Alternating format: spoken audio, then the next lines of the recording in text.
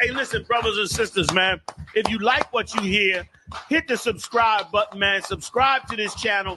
And also, please go to ISUPK.com and pay your tithe.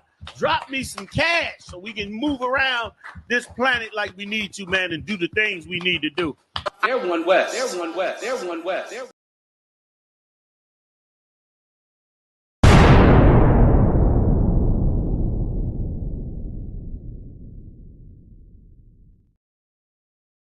Hey, listen, brothers and sisters, man, if you like what you hear, hit the subscribe button, man. Subscribe to this channel. And also, please go to ISUPK.com and pay your tithe. Drop me some cash so we can move around this planet like we need to, man, and do the things we need to do. Everyone west. Everyone west. Everyone west. Exposing lies with the truth. The only men worthy to teach from the Bible. The I.S.U.P.K. We raising our people from the dust. We are the true Hebrew Israelites. Kwame SHALAM. Let a Hebrew speak. Let a Hebrew speak with General Hazayan. You know what? You got a nasty taste in your mouth, and you gotta spit it out. That's how God feels about everybody that is not an Israelite. And Captain Akkad. And crack and heroin and abortion clinics and Christianity is inequity, man. Let a Hebrew speak. Christianity is a lie. Talk the truth. Let a Hebrew speak. The white man is the devil. Talk the truth. To be careful, not making a mistake. Let her establish since 1969. Hebrew speak. We raising our people from the dust. Talk the truth. General Hazayan. Talk the truth. That's right. Cry aloud. Captain Akkad. Talk the truth. Let a Hebrew speak. Tune in every Mondays from 10 a.m. to 12 noon. Let a Hebrew speak.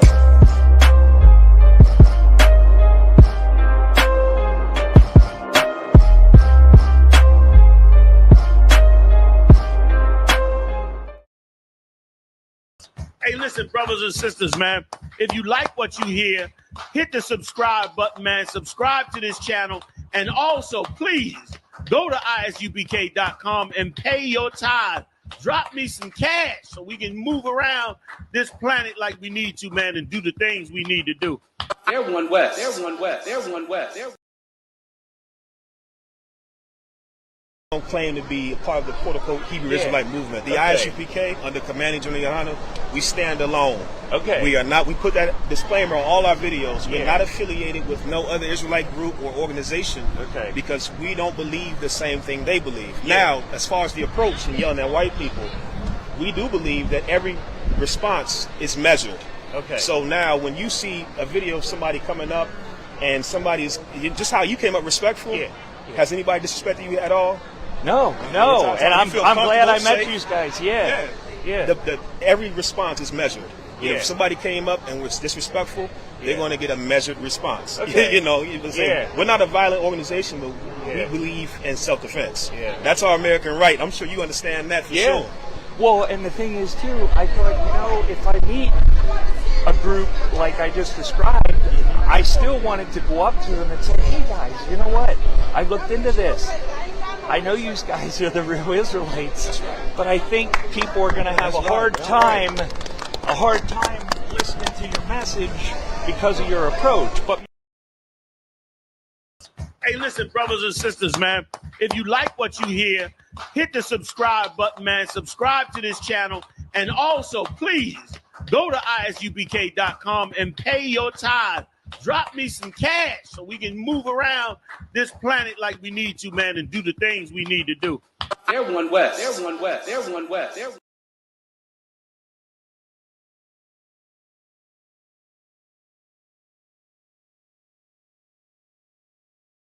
Hey, I'm just following orders. Let me get one of those slow motion pictures, bro. One of the slow motion pictures. You gotta shoot at 60 frames per second. Come on, that.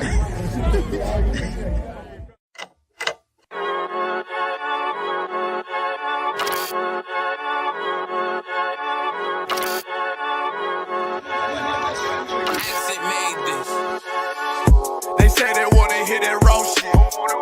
These niggas claiming that they bullshit. These niggas better move and coach shit. Cause if they make the wrong move and coach shit. You see me, they like, ooh, keep on stopping. I'm on my way up and they ain't gon' stop it. They say they wanna hear that raw shit. Coming up, I'm about to bullshit. They see me, they like, ooh, keep on stopping. I'm on my body, real niggas right beside me. Damn right, I brought my army, going up like a rocket, and can't nobody stop me. These niggas garbage, so watch your mouth, boy. Coming all black, slithering house, call me mouth, boy. I'm off the hip like a cowboy. I'm a king, you should bow, boy. Shorty like, damn, man, you cut up. There's nothing I can handle. 144 in the booth, going Rambo. Niggas do you dirty like a stick in a bando. That's why I play the corner like a bum with a banjo. I'ma lead by example. Ooh, keep on stopping, got this bitch off the hand. Got the juice, got the drip, about to hit the bitch with the salt. It ain't rap, this is salt. Can't taste a bitch unless you with the coke. They say they wanna hear that raw shit. These niggas claiming that they bullshit. These niggas better move and coach shit. Cause if they make the wrong move and coach shit. Hey, one West, one West, one West, one West, one West. Coming up on my I do it how a veteran be. You better than me. I'm Reggie at the edge of the key. It's all money, no honey. Think you settle and see. You locked up, fucked up, and it's back to the streets. It's One West. You can check the residency. I reside where soldiers died on the soles of their feet.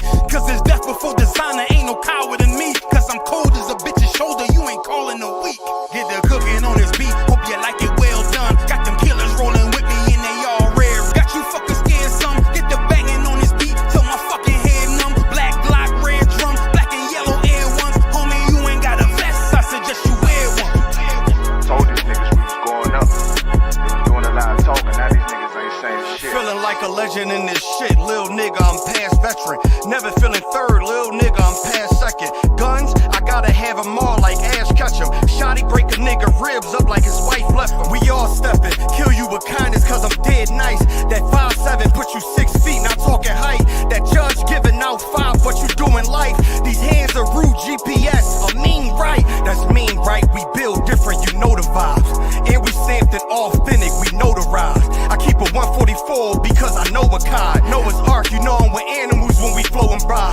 We back again, no cap, when I'm with Cap again. Yeah, they say they want smoke until we matching them. Everything righteous, so you know when we get back at them, you get hit up with a K, but no acronym. They say they wanna hear that raw shit. These niggas claiming that they bullshit. These niggas better move and coach shit. Cause if they make the wrong move and coach shit.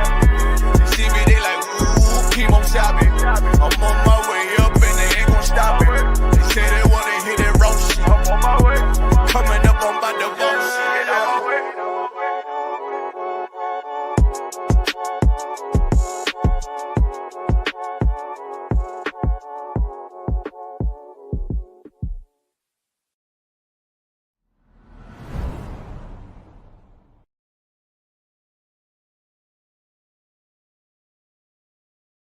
Hey, listen, brothers and sisters, man.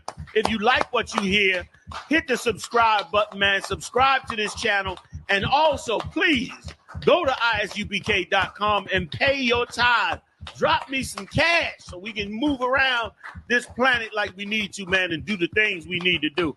They're One West. They're One West. They're One West. They're That's why I don't know you. I'm not letting nobody sell you crack. You know why? Because I never saw you before. But you a black man like me. That's right. And it's worth something. This is Black Watch with Commanding General Yahanna, the only man to lead blacks, Latinos, and Native Americans. God made man on this earth. The white man he made man. God made man. God wants man to obey him. Bringing you real news issues. You don't need a black man in the White House. You need a black man in every black house. For many years, there's a lot of black people who didn't realize how deep the racism of white America was. You ain't gonna do nothing unless you decide where you gonna stand at with the Most High. This station is now the ultimate power in the universe. Righteous solutions to issues plaguing our nation. Boy, you better wake up and see the power that is within blacks, Latinos, and Native Indians. Join us every Monday from 9 to 11 p.m. Black Watch. Let the show begin.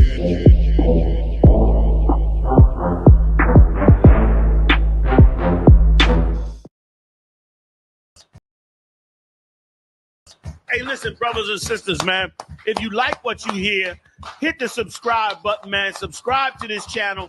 And also, please, go to ISUPK.com and pay your tithe. Drop me some cash so we can move around this planet like we need to, man, and do the things we need to do. They're one West. They're one West. They're one West. They're...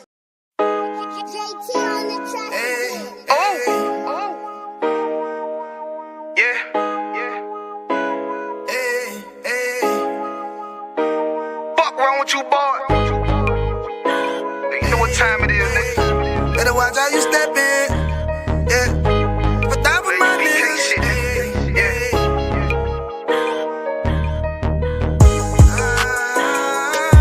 I'm in it, yo. Got my nigga Rewan with me. But that was my niggas, it'll be an honor. You know what I'm saying? Under commanding General Yahanna.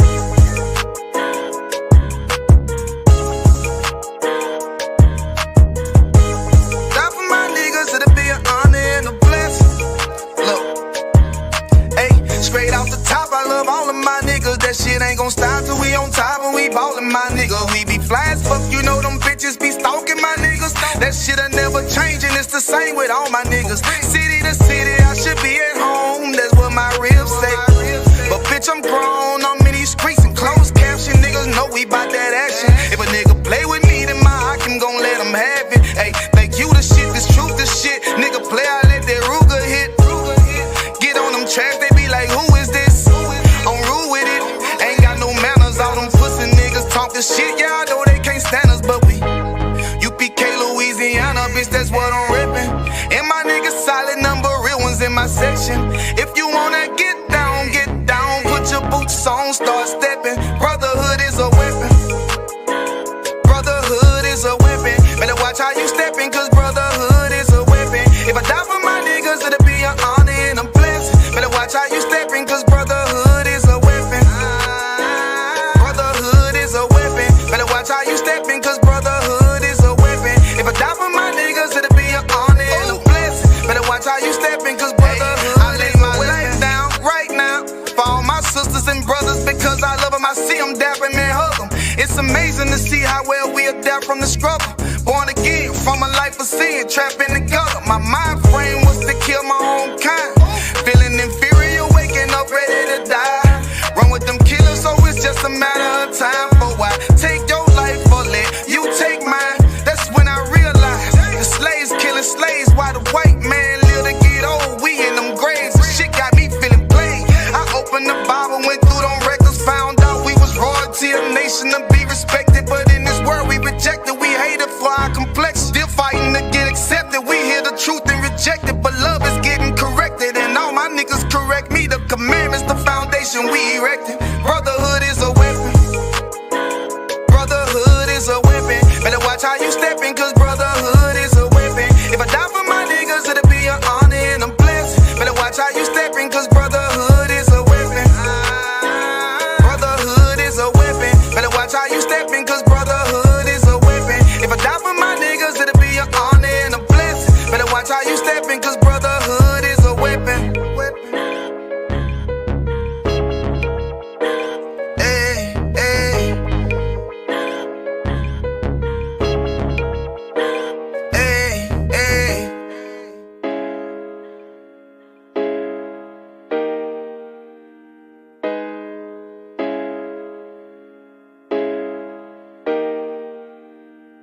Hey, listen, brothers and sisters, man, if you like what you hear, hit the subscribe button, man. Subscribe to this channel.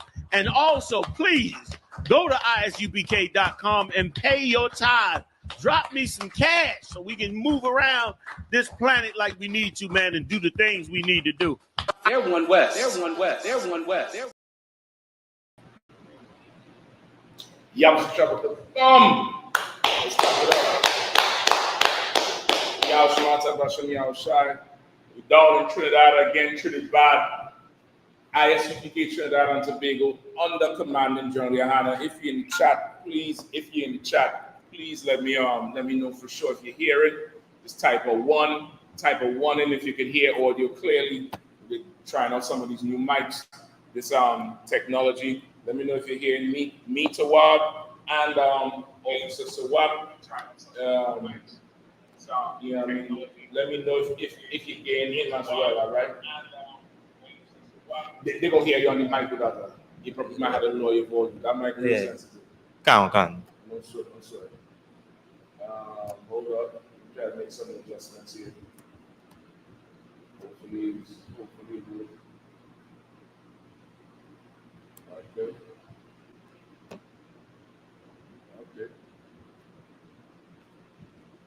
All right. I think we took off. I think we could get it right. You know what I mean?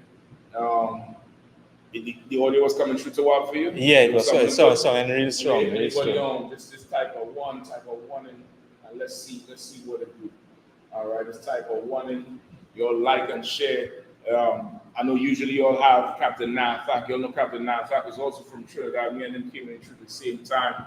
Damn, you know, Lord brothers coming through the damn thing. I started telling people we was brothers. I was like, people say, yeah, y'all those brothers, y'all look alike. I was like, y'all just saying that because we big and we black. Y'all racist. You know what I mean? That's all. All right. Big niggas on the football field playing football. Y'all say we brothers. I tell them, no, we're not brothers. Yeah, you all those brothers. After a while, I say, you know what? You was there and you go through, right? Yeah, we brothers. You know what I mean? Right. So I know you all usually get now back the intellect. Brother always analyze something, always give you a different angle to something that you don't even consider. You know what I mean? Y'all got him on Tuesdays.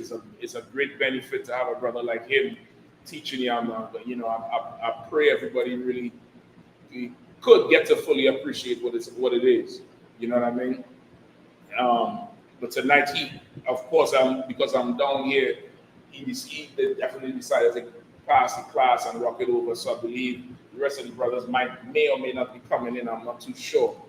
All right, so we're going to give them some time until they get fully, you know, situated with this one here. Oh, yeah, no time difference too. Yeah. He usually come in at what? 7. 7 and we. Oh, hold on. Let me hold. I might have to tell him that, but damn. Yeah. Boy, hold on. So usually on Tuesday, you all go till 10. Yeah, but we come in at 8, so it'll be 7 their time. Oh, shit. Okay, hold on. Hey, hey, Cap, you know, I just remember the time difference. Yeah, you know, daylight savings, you know, Trinidad on the regular time, you know, the States on the whole daylight savings. So the class start now is 7 o'clock now, it's 7:20 something. That's all right though. Them men could still come through. You know what I mean? They could still come through. I'll rock it as close to the 9 as possible. And they'll just get through the class more or less. They wouldn't get there, you know, you wouldn't go like past the 2 hours. You know what I mean? No, okay, I'll end the class when they class normally end. Because usually you on. You understand what I'm saying? Yeah, so I'll end it when they normally end, not the schedule down here. You get me? Like I started now with the schedule here, but I'll end it on your time. Yeah, your time. So I'll end it on your schedule. So that's the word. Yeah, me too. So, yeah, I mean, ain't no sweat. So I'm sitting down here, it's like, damn. Yeah. No, that ain't no sweat. So, you know, they could come in whenever, even if it's a little bit early, because I already run.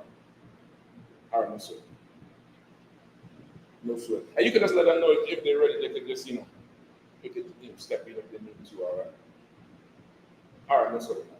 All right, yeah, for sure.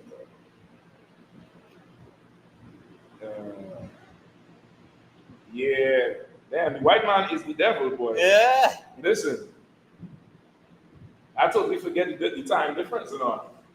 Shit. I ain't even in the zone a week. It's like you're soaking. Listen, I remember revoking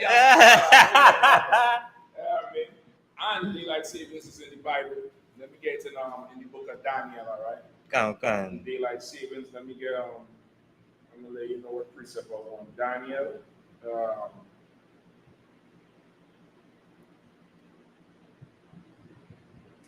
7:25.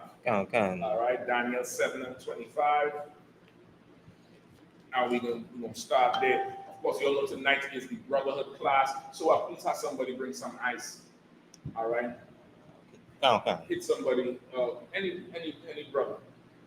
Oh, you need us to put it in? Yeah. Yes. Yeah. So like I'll call. Yeah. You can just put a message. Oh. You can type it up. Yeah. Can. Yeah. Yeah, just send a message. Can. Just send a message that somebody bring some ice. Let that be standard. You know what I mean? Even if you ain't wanna, I'll come up with that afterward. Let somebody bring some ice. Get out and do it in the same time. Let's see who it is. Go ahead. Do your thing. See who it is. If it's a brother I need to mobile, just ask him to get some ice from anywhere. Even if he ain't want to go get a whole one, you can get a couple cups from Subway or something. You understand what I'm saying? You get a couple cups. He had to go get a whole bag. All right. So we're gonna get started shortly.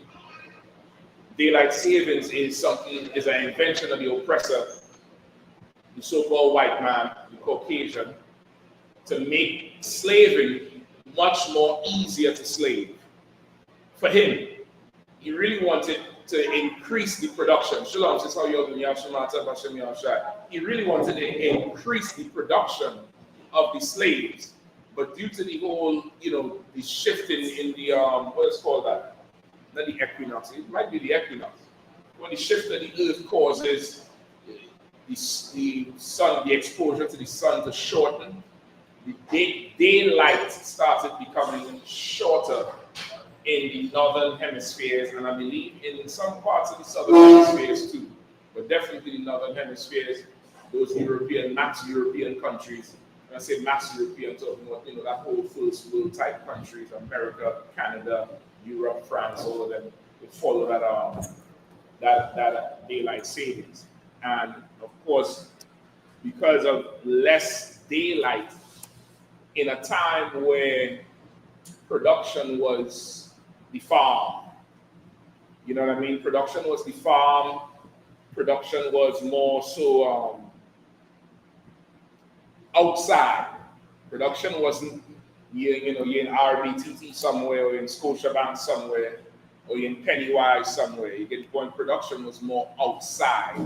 Production was more on a railway. Production was more that. It was not what modern day is, where you have people, what time it is now, 7:30, 7:25, something like that. You have people now on a slavery somewhere. This was a time where now it's dark outside. It's dark, ain't no street lights and stuff. So to capitalize on the day, instead of it being 7:27 now, they decide to fall in the season of fall, or autumn, what they call it, when the leaves fall off the trees right after summer, right after August. Round about the end of September, middle of September, end of September, the fall starts to come in. By October, in full swing of fall. Round about there, they started having less daylight time as the evening went on. So now you have 7:27, the sun done set and it's black outside. Their idea was to go back in time and say this would be 6:27. So now you operating, you fell back, you are an hour behind, which means what? Sunrise, or what you would normally think sunrise would be, let's say sunrise was 6 o'clock in the morning, that whole thing shifts back to 5 o'clock in the morning. So really, it's giving you more operating daylight time. That's why they say daylight savings time, because you're trying to catch as much of the daylight as you could, because work was outside so much. You get the point? Even in America recently, there was a talk about reverting the daylight savings because they don't need it anymore, because people get up at 5 and come home at 9 in the night. You don't need it anymore. And of course, the scientists and the psychologists start saying there's a certain amount of stress that your body goes through with the daylight savings, right? When you're losing the hour and gaining the hour, there's a certain amount of stress, a certain amount of, a certain amount of, what's the thing, the circadian rhythm. That's how your body clock works with the sun, and when the sun goes down, how your body already knows it's okay, it's time to go to sleep. It affects all of that, and it's a stressful time for people. And they're saying this thing is stressing people out, increased anxiety, all kind of shit. That's what the scientists say. So now, but that's in the Bible. That's prophesied in the Bible. You have to throw where I want to? So say where you are again. Book of Daniel, chapter 7 and verse 25. And he shall speak great words. Say it again. And he shall speak great words. And who is this he here? This he here is the oppressor, the devil, the white man. Go ahead. Against the Most High. Against the Most High. Like this oppressor, when he speaks, he doesn't speak just his ambition, but his ambition has to be tied with going against the Lord, going against the authority on the earth. You get the point? This oppressor, he builds his empires on a foundation of rebellion against the Lord. Like everything he does is rebelling against what the Lord wants, how the Lord wants it done, the style in which the Lord wants it done. He thinks he's smarter than the Lord. He thinks he's full of science and intelligence and, just so much understanding that he have of everything, how it works, and atoms and neutrons and protons. He thinks he's full of intelligence so much that he's smarter than the Lord, and he knows how the Lord, he in his mind, the Lord made flaws, and he is fixing the flaws, and he can make things better. That's why he has the artificial intelligence, and the computers doing this, and the trains doing that, and self-driving cars. And by no means am I saying that technology is of the devil and is evil. That's not what I'm saying. But when he makes a robot, he's not making a robot to reduce poverty. He's not making a robot to stop police brutality. He's not making an app to stop racism. He's not making an app to stop abuse of the Mexicans on the border. That's not what he's doing his technology for. His technology is to kill his inferiors and to make him superior. You get the point? That's what I'm saying. It's anti-God. The whole spirit of it is to go against God. All right? Go ahead. And shall wear out the saints. And shall what? Wear out the saints. And shall what? Wear out the saints. And he shall wear out the saints. What does that mean? What does that mean when he say, and shall wear out the saints? Who knows?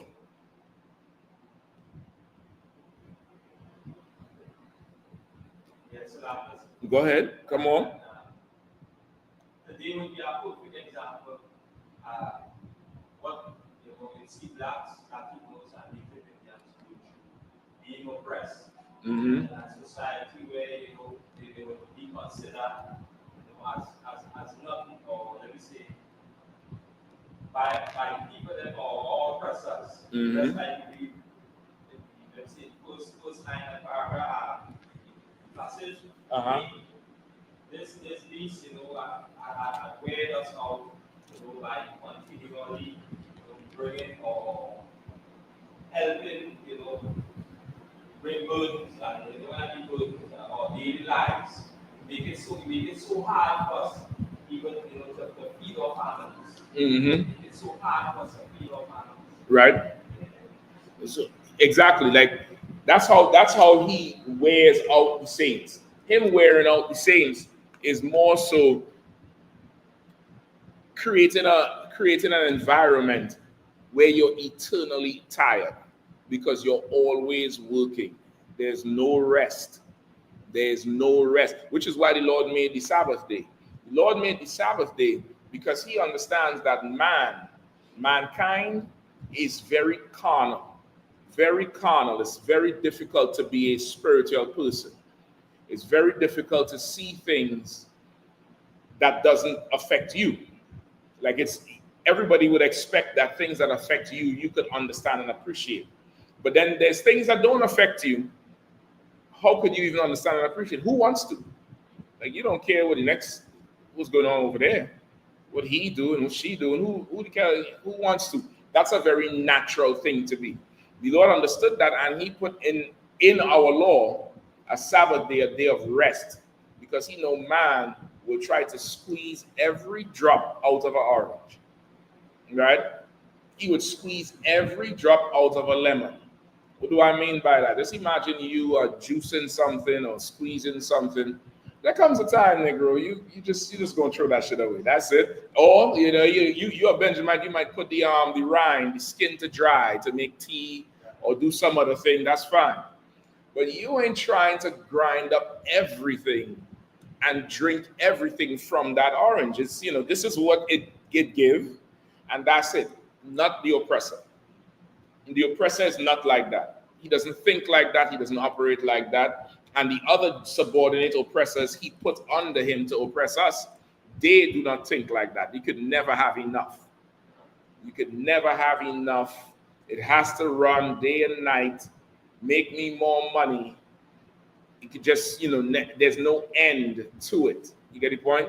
And that's how he is. What's a good precept for that? That there's no end to how he is. It's a good precept that he is never stop.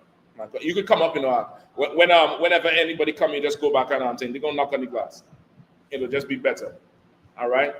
It's a good precept for wherever they never end. All right. Mariah Allah, you have the slave, no sweat.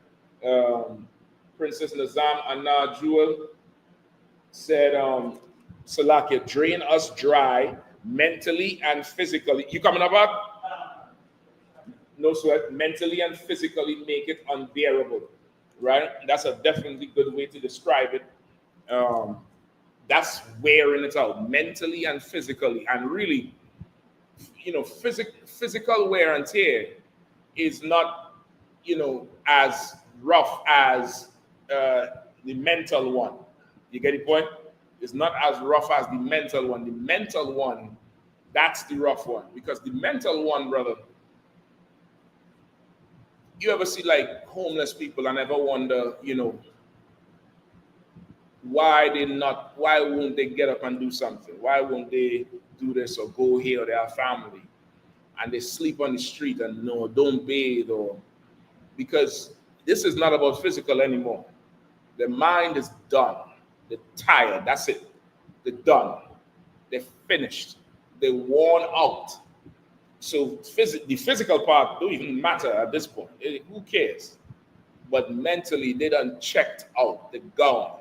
And that's this place. This place is going to drive you to there. You say he's going physically and mentally wear all the states. You had an answer you was going on that? No. Go ahead. You raise your hand about something? No. Okay, no sweat. What's the precept that would say this is how the oppressor is, that he won't stop? All right, and anybody else, that he won't stop, that he just go until he get his fill, until he makes enough money for that what do you call that home? Them vacation homes. You get the point? Them vacation homes down the islands that they go to. You know what I mean? Them down the islands, and Valsing people and them have the vacation home down the islands. They don't live in them homes daily. You get the point? Them is vacation homes when they go on the little, retreats and resorts. But they paying the electric, they paying the taxes, they paying somebody to cut the lawn. So in order to pay for that, means you can't sleep. In order to pay for that, it means you can't spend time with your children. It means you can't raise your home up. You have to continuously go so that they could enjoy a certain life that you see on Instagram. You get the point? Go ahead, got it? Not sure. I'm gonna give it to you. Give me Obadiah 1. Give me Obadiah 1. Go ahead. Book of Obadiah, chapter 1 and verse 1. Mm-hmm. The vision of Obadiah. Thus saith the Lord God concerning Edom. Concerning who? Edom. So this vision here is about who? The so-called white man, the devil the Bible speaks of. And it's a vision of Obadiah concerning Edom. So what we're reading about here is going to be about the white man, about certain things that he does, his characteristics. You get the point? His characteristics, certain things that he does, that's how it's going to be. You understand? Go ahead. We have heard a rumor from the Lord, and an ambassador is set among the heathen. Mm-hmm. Arise, ye, and let us rise up against her in battle. Mm-hmm. So now he going in more now into prophecy and characteristic of our oppressor. All right. So now from here, skip me to verse 5. Book of Obadiah, chapter 1 and verse 5. If thieves came to thee, if robbers by night, how art thou cut off? Would they not Say it have one more time. stolen? Hey, Akim, I can hear you all up here. Salakia, please. All right, you'll take it outside if you need to talk, all right? You have some chapter. Go ahead. The book of Obadiah, chapter 1 and verse 5. Came to thee, Mm-hmm. if robbers by night, Go ahead. how art thou cut off? All right, so he's saying, if thieves came to you, if robbers by night, how art thou cut off? How are you going to be cut off? Go ahead. Would they not have stolen till they had enough? Right, it's a question. Wouldn't they steal until they had enough? Wouldn't they steal until, okay, just like the juice. You would squeeze until, yeah, you just get enough out of it. Go ahead. If the grape gatherers came to thee, Mm-hmm. would they not leave some grapes? And again, you think of the time. This is a time where production is very much dependent on daylight to grow the grapes and also to see where you're going after, right? And he's saying if the grape gatherers come, they're going to have to leave some grapes. Because why? This takes us back to our law with the gleanings, where you leave the edges of your field for those less fortunate. So the edges of the field now, whereas that will stop a man from wanting to steal and be a thief, because there's food there for him. It's specific for him. You get the point? So now the grape gatherers would leave a remnant. Right? If a thief come, he's gonna leave something. If the grape gatherers come, they're gonna leave something. Go ahead. How are the things of Esau searched out? Say it again. How are the things of Esau searched out? Go ahead. How are his hidden things sought up? How are his hidden things sought up? It's like how would you find out to his end? You get the point? How would you find out to his end? There's no end to what he wants to grab. There's no end to what he wants to grab. He'll go and go and go. With him, like everybody else would eat till they had enough. Everybody else would eat till there's some sort of satisfaction.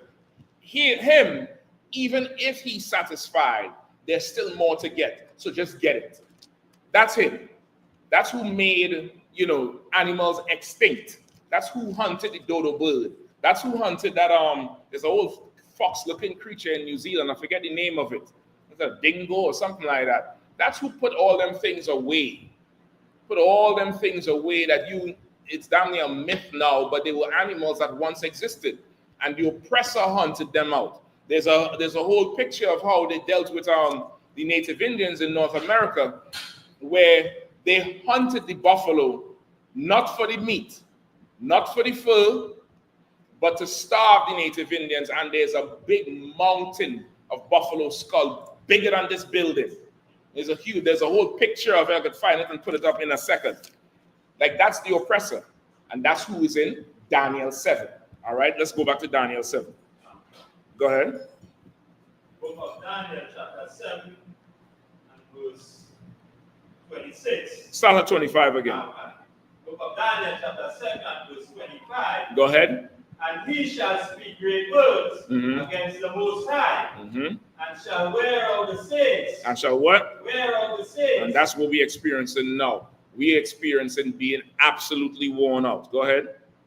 Of the Most High. And we are the saints of the Most High. That's in the Bible. That's in the book of Psalms. The saints are the children of Israel, specifically an Israelite who has perished and passed on, who has died. Yahanna chapter, who has died.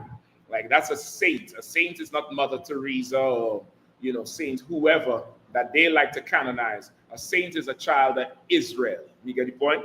And he said he will seek he to wear out the saints. Go ahead. No sweat, no sweat. 7 and 25.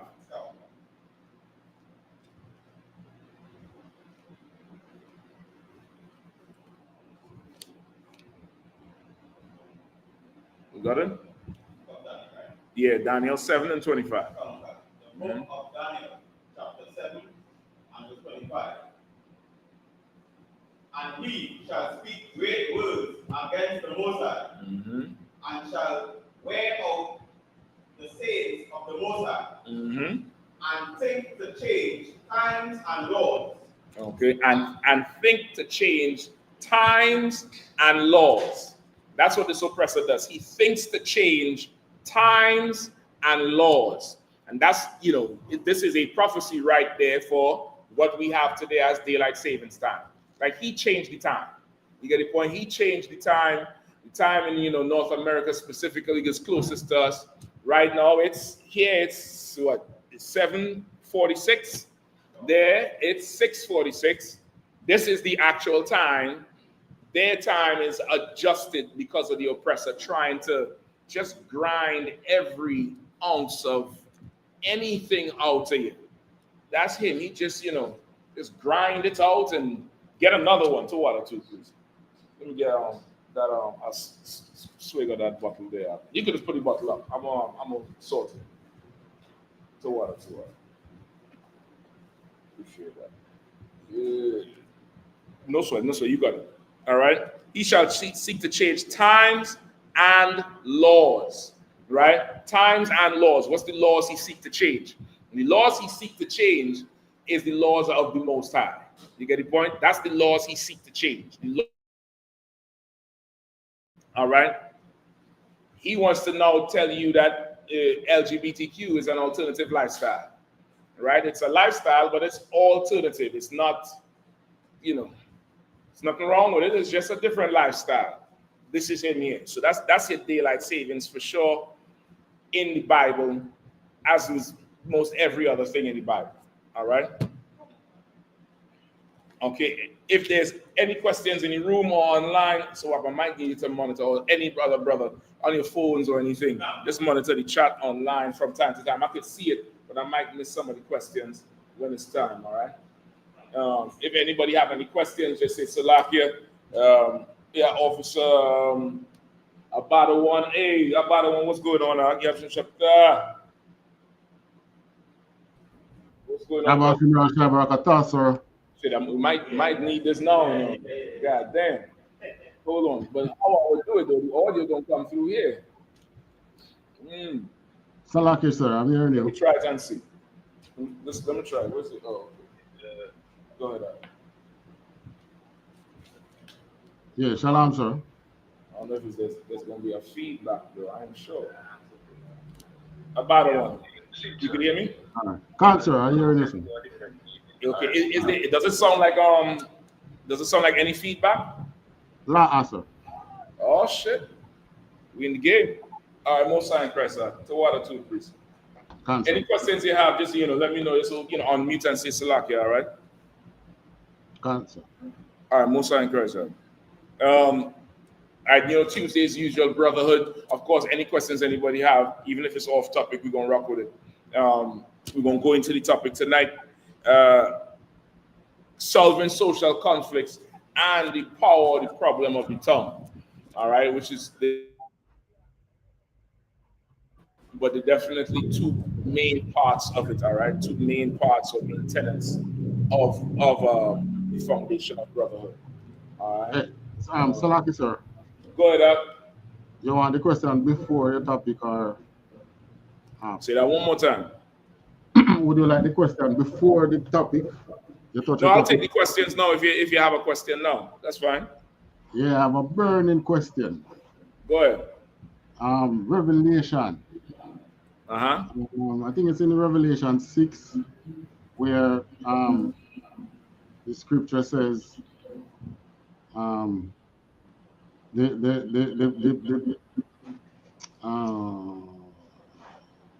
countries that traded Babylon, they stood afar off because and watch the fire Babylon burning. Let me get it. Okay. Go ahead. You wanted a breakdown on it, or you wanted some? You had a question about the precept. A question, sir. No sweat. No sweat. Just come get. You need some time to find it, or you have it. I'm looking, trying to find Revelation 6. All right, it's Babylon. Babylon falling. Which Revelation? What is that again? Is it 18? Go ahead. Say again. Oh, it's 18. Okay. You want to read it? Right. Revelation 18, verse 9. 9 and 10. Verse 9. All right. And the kings of the earth who have committed fornication and lived deliciously with her shall bewail her and lament for her when they shall see the smoke of her burning. And verse 10. Standing afar off for the fear of her torment, saying, Alas, alas, that great city Babylon, that my mighty city, for 1 hour is thy judgment. Right. 11. I think the question comes from 11. And the merchants of the earth shall bewail her, shall weep and mourn over her, for no man buy their merchandise anymore. Now, right. All along, I've been reading it. I've been saying that Babylon is falling, and they are the merchants are crying because Babylon is falling. But in the advent of Trump now, who is trying to start a trade war, it gives me another spin. So I'm wondering, which way is it? Is it that they are crying because Babylon is falling, or is it that they all put Babylon to fall because they can't sell their merchandise there anymore? Okay, it's both. They're both the same. They're both the same. They're crying because America, which is Babylon, is the #1 consumer on the earth. America consumes everything. If you have something to sell, more than likely it's going to take off in America first before it goes anywhere. America consumes so much. Like it's so ridiculous where China has, close to 1 billion people, but the American market is what drives business. You get the point? That's damn near where you would get some success, then you branch off and go wherever. So because America is such a consumer, the merchants are going to be devastated because now where the sales going to go? You understand? Right. Like this place is, a cash cow. This place is that, the sweetest, the land of milk and honey to the rest of the world. By and large, that's what it is.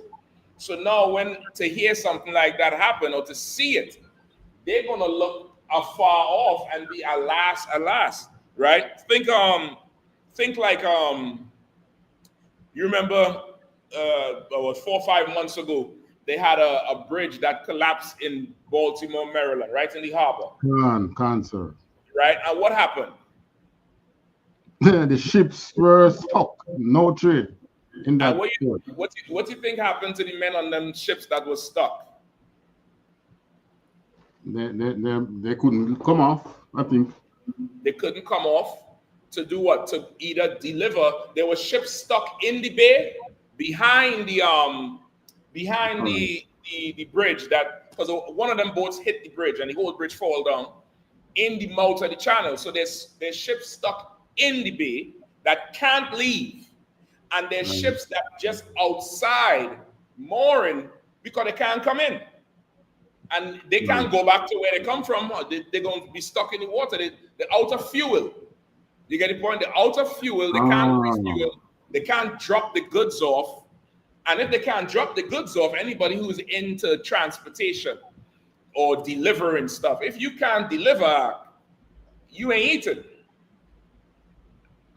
That's what happened. Like people was angry.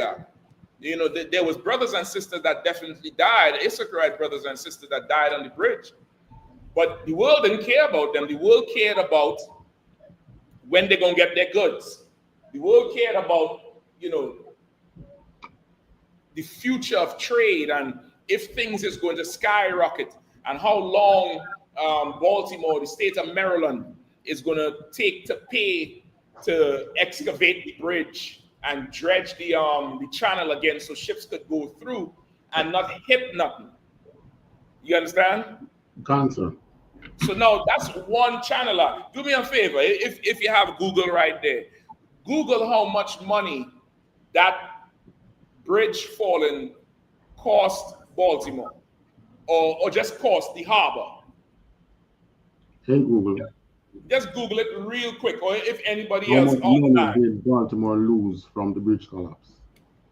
Oh, you got them fancy phones out. You just talk to the phone and do what you say. Not a train, all right, sir. Yeah, the train, all right.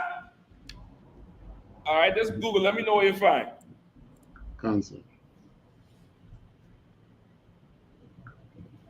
Or anybody in the room. Anybody in the room, of course, could do it. 15 million per day.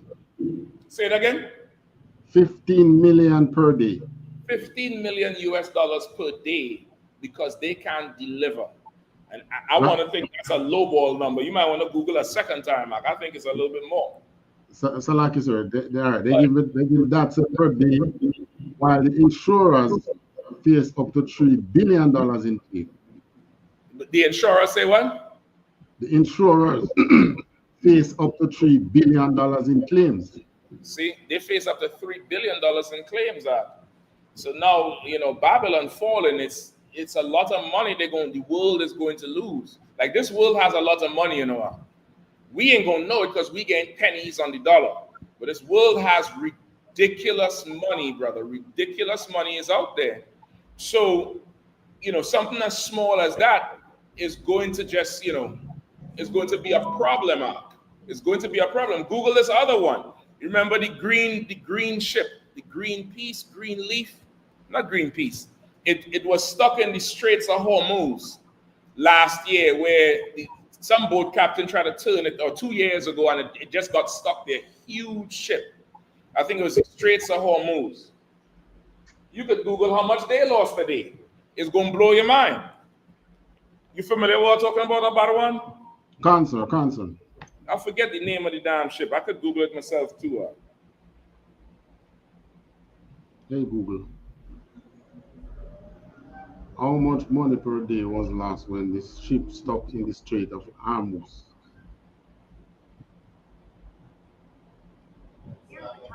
Go ahead, you have it? That's the Suez Canal, sir. Suez Canal, that's it, to water. The one in the Suez, a big green boat. Yep. Go ahead, you have it? You have it, Macra? You have the mic? Micra? You have the mic? Go ahead. Okay. Mm-hmm. The Panama flag had forgiven the colossal container ship crashed into a bank on a single day stretch. Hold on 1 second.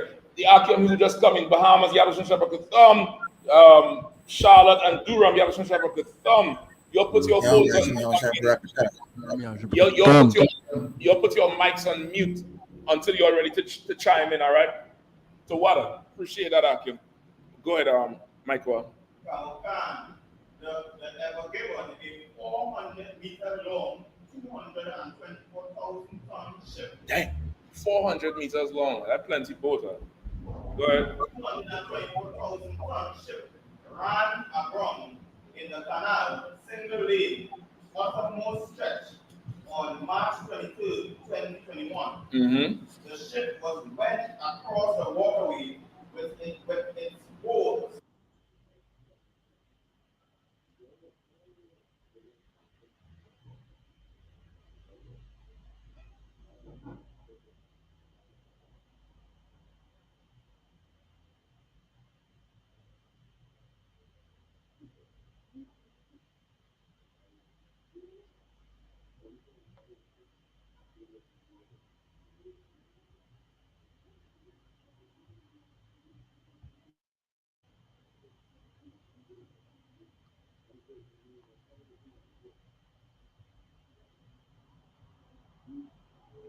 Salaki, sir, no sound.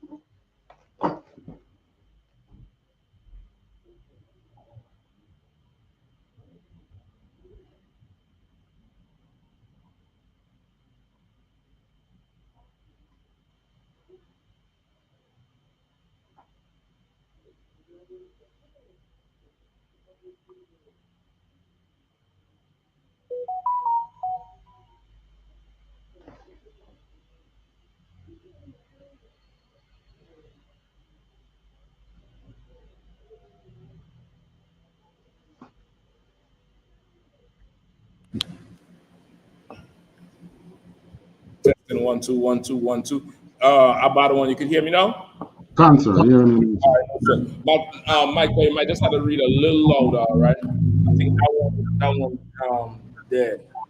All right, let me get that one back. Yeah, because the blue light blinking. I might need a charge on it. Ain't no sweat. I have a charger right here. I'm gonna get you right back. Just read a little loud so it could pick you up. I'm gonna get you back on just now. The impact, the blockage caused a massive traffic jam that disrupted global trade and strained supply chain. The blockage was held. The blockage was held of 9 billion a day. How much? 9 billion. How much? 9 billion. 9 billion a day. And how long was it in there? 6 days. 6 days. What's the math? 9 6s is what? 54? $54 billion in that 1 week. In 1 week.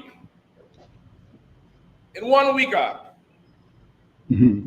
just knowing the oppressor, that ain't no 9 billion. Just knowing the oppressor. That's probably something like 25 billion a day. He had a lowball it, you know why? Because of the insurance claims. He had a lowball it because if it's high, that means the insurance had to pay out so much. Just like if you hit your car, the adjuster coming out to tell you, yeah, this is $5 worth of damage. Meanwhile, you're injured in the back seat. But they don't want to pay shit. So this 9 billion, this is, economists 9 billion. This ain't, ain't the 9 billion that's an accurate 9 billion. So now about one, when you see the merchants that are far off, now you know why they're crying and saying, alas, Babylon is fallen. What we gonna do with all these, robots? What we gonna do with all these Jordans? Them Arabs ain't wearing no Jordans. They wearing a long dress and playing with tigers and slippers. What we gonna do with all these Jordans? What we gonna do with all this makeup these women be wearing? Forget the East Indian. All the Brazilian weave and this weave and that weave. That's staying on the border.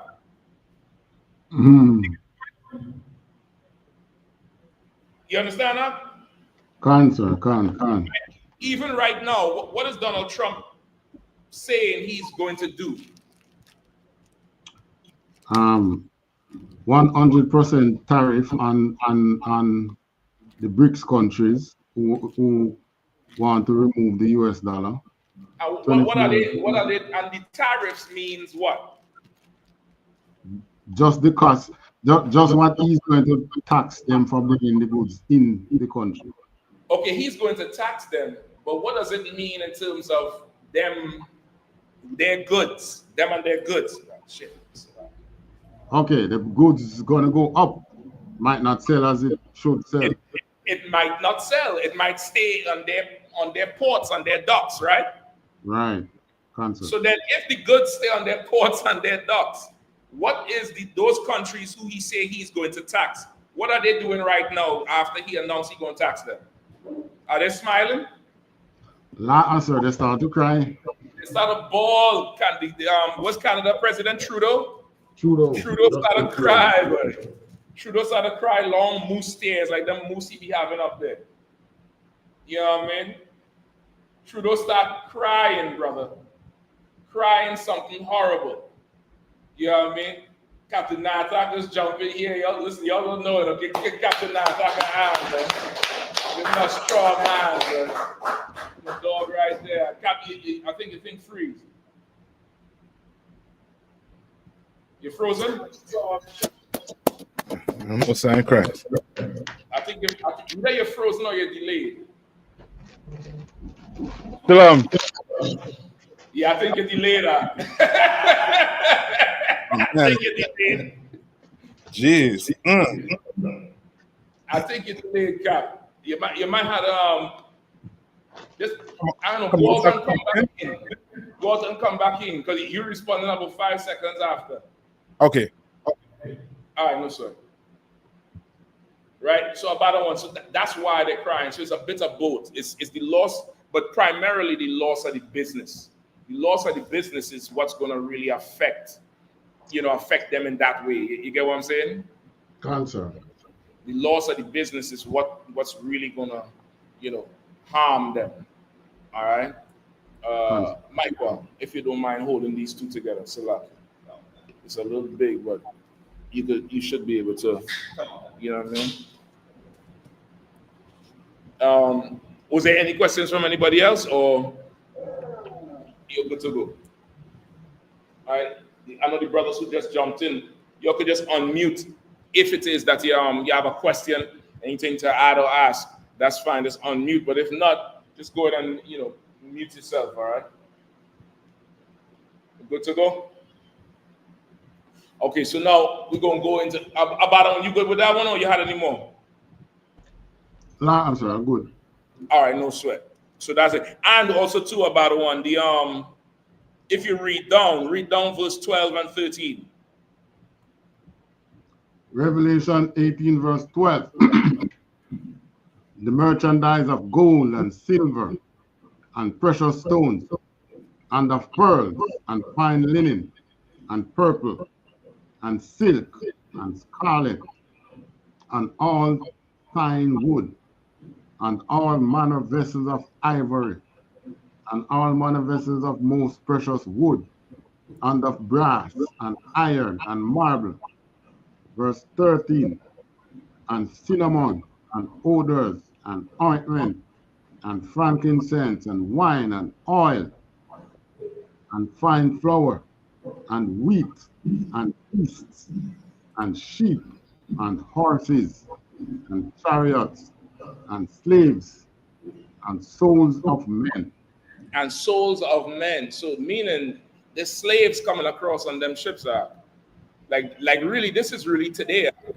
There's they're transporting people in containers.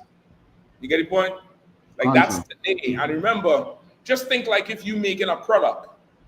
If you're making a product, let's say you might have a few good tailors and a few good seamstresses, and they're making garments, and your market is in the East. The way they design their clothes is for the people in the East. So all this purple and silk and scarlet and the wood and the vessels of ivory, it's made for Babylon and for Babylonians and what Babylonians like. And if them niggas ain't buying it, where I'm gonna sell this shit? I can't sell it now. And if I do sell it, because the people are selling it too, that's not really their thing. I can't charge them full price. They ain't gonna take it for full price. Now I'm gonna have to break even. Now I'm gonna have to sell just enough to make back about what I bought to make it, or even less. You understand? Answer. So it's full economics. That's what it is. It's full economics right here. You dig? Answer. All right. Salaki, also what you said about the refueling when they dock. Say that one more time. Also what you said about the refueling when they dock. If they can't dock, they can't refuel. They can't go nowhere. They can't go nowhere. And you work on them boats, like them boats be at sea for weeks, some of them months. You know what I mean? And these is men, you know, these is men in the world, they want to go back home to their family. You stuck on some boat somewhere. You know, some of them boats not even just refueling. Some of them boats have, all of them in fact, they have a galley with a chef, right? And the chef had to get goods from the port so he could cook on the way back. Now imagine, you come from Singapore somewhere, and you be coming in Baltimore, we landing in tomorrow, and overnight you hear some idiot crash into the damn bridge, and the chef just boiled the last onion, and you can't come off the ship now because you're stuck at sea or you're stuck in the port, and you're just there, brother. It's hell. You understand? Answer. They're in hell. So now take that and magnify it to them boats coming to Babylon. They just break the horizon just when you could see Babylon, right? Like we in the islands, from Trinidad, from the coast of Trinidad, you could see Venezuela on a clear day. I'm sure from Jamaica, you could probably see Puerto Rico or U.S. Virgin Islands, probably as far as Martinique on a clear day. Right or wrong? I think the general said Cuba, sir. Cuba. You might even say Cuba. Now imagine as you're on a boat and you break the horizon and you could see the outline of some mountain you're used to. You're used to seeing it. Okay, that's the land we go into. And brother, you break down, there's only smoke and flames and you're hearing shit from the water. You're gonna be like, what the hell are we gonna do now? We ain't got no fuel. We have all this weight. How much tons that boat was? 240,000 tons. If we have a little fuel and we want to make it back, we got to throw all this in the ocean, brother. Them niggas go and cry blood out. Them niggas go and cry blood out there. And you know why they say alas, alas, Babylon is fallen? Why are they saying alas? Alas would be like a surprise. Alas ain't a surprise. Go ahead, Matt. Finally, but not finally like they want it. A different finally. A different type of finally. You gotta come up there, cut on the mic. In fact, everybody just come up. You like to spread out and shit. You're cover down like I can.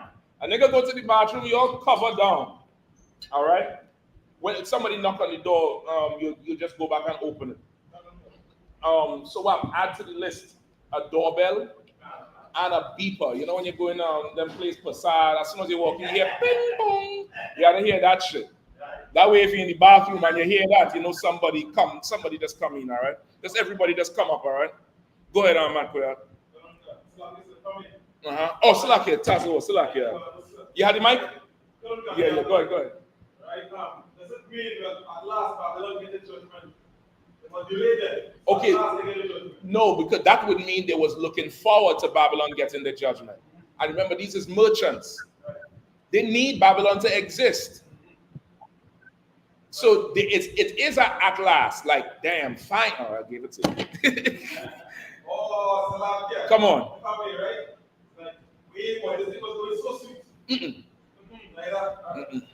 Okay, kinda. You there. You're just not on. And you know why we can't understand it? Who knows why we can't understand it? We's not merchants. We's barely consumers. Barely. This at last. Anybody else want to take a shot? Go ahead, Michael.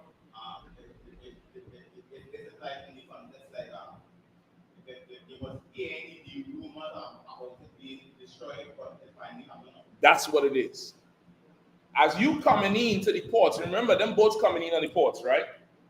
Them boats coming in on the ports, Baltimore, Louisiana, wherever, you on these water for 6, 7, 8 weeks. Captain let you go free. Them niggas going straight to the strip club, straight to the whole house. They going on the street. Whoever want to run away and go some party, just for 2 days or whatever, because you're on water. You get a little, now you touch land. So they're hearing what's going on. The whole, she ain't smiling no more. What's going on with you? Man, it takes hard, something. Remember, this is a foreign country. This ain't like you just go right up the road. So you gain the spill from the people you're interacting with, and they're telling you. You might touch down in a port and hear a foreign accent, and they hear more of them, and it's like, yo, where these people come from? Who is these? Or them Syrian, they're bringing them Syrian and them Greeks. So you start to hear, and you're realizing, yo, something going on. You might try to go to some spot, your favorite bar, and they had the streets blocked off, and police and people rioting. What happened? Police killed some black man here. They fed up with it. They're burning down the city. So you already, when you go back on the trip, he's like, man, I don't know why they just don't behave themselves. Shit's supposed to be sweet. They had the biggest country. All they had to do is keep these people happy, and we make money. But they're so distant. They're talking. And say, and man, if they don't stop, one day, if they don't stop, some, man, don't go live. If they don't, and damn, alas, Babylon is falling, and they like this on the bow of the boat. They're like this. Like, damn, they know it was coming. They're hoping they could delay it, but boy, they can't. It has to fall. It has to fall. That last line you read there in 13, and the souls of men and slaves, and the souls of men, it has to fall, man. It has to fall. So they're crying for wealth and money and the future. You see how much America go down. You see how much countries is tied to this empire because of finance, not because of favor. You get the point? Concern. About the one? Concern. All right, most high in Christ. All right, solid. All right, let's go. If any more questions, just unmute your mic, please, and let me know, all right? Okay, damn. I think that I might be at capacity. No, it's the one. All right. So, okay, give me the brother who just come in, just make sure and put your mic on mute, please, all right? Come on, concert. Hey, no sweat, brother. I appreciate that. All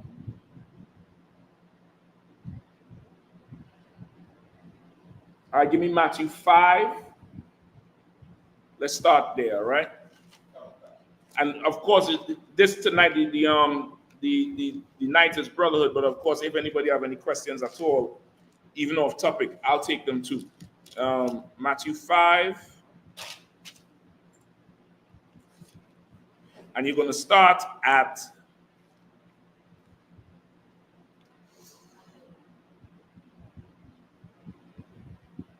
$38. Let's start there. The book of Matthew, chapter 5 and verse 38. Ye have heard that it hath been said, an eye for an eye, and a tooth for a tooth. Verse 39. But I say unto you, that ye resist not evil, but whosoever shall smite thee on thy right cheek, turn to him the other also. All right, let's stop right there. All right, let's unpack this whole thing. Ye have heard it have been said, an eye for an eye and a tooth for a tooth, but ye resist not evil. What does that part mean? Who knows what it means? Or who could break it down? Anybody?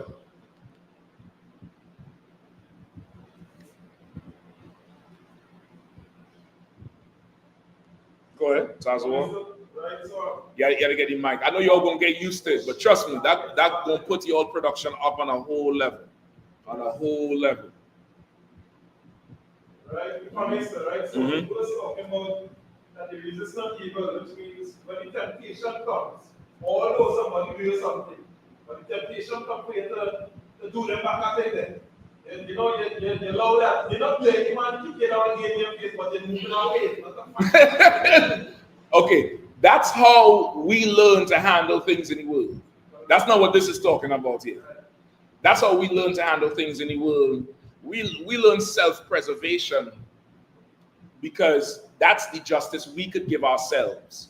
So that's all the power we have.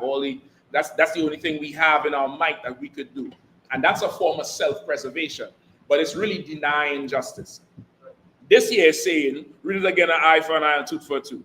Whoever's reading. Oh, you could read it so that to avoid passing back and forth. Go ahead.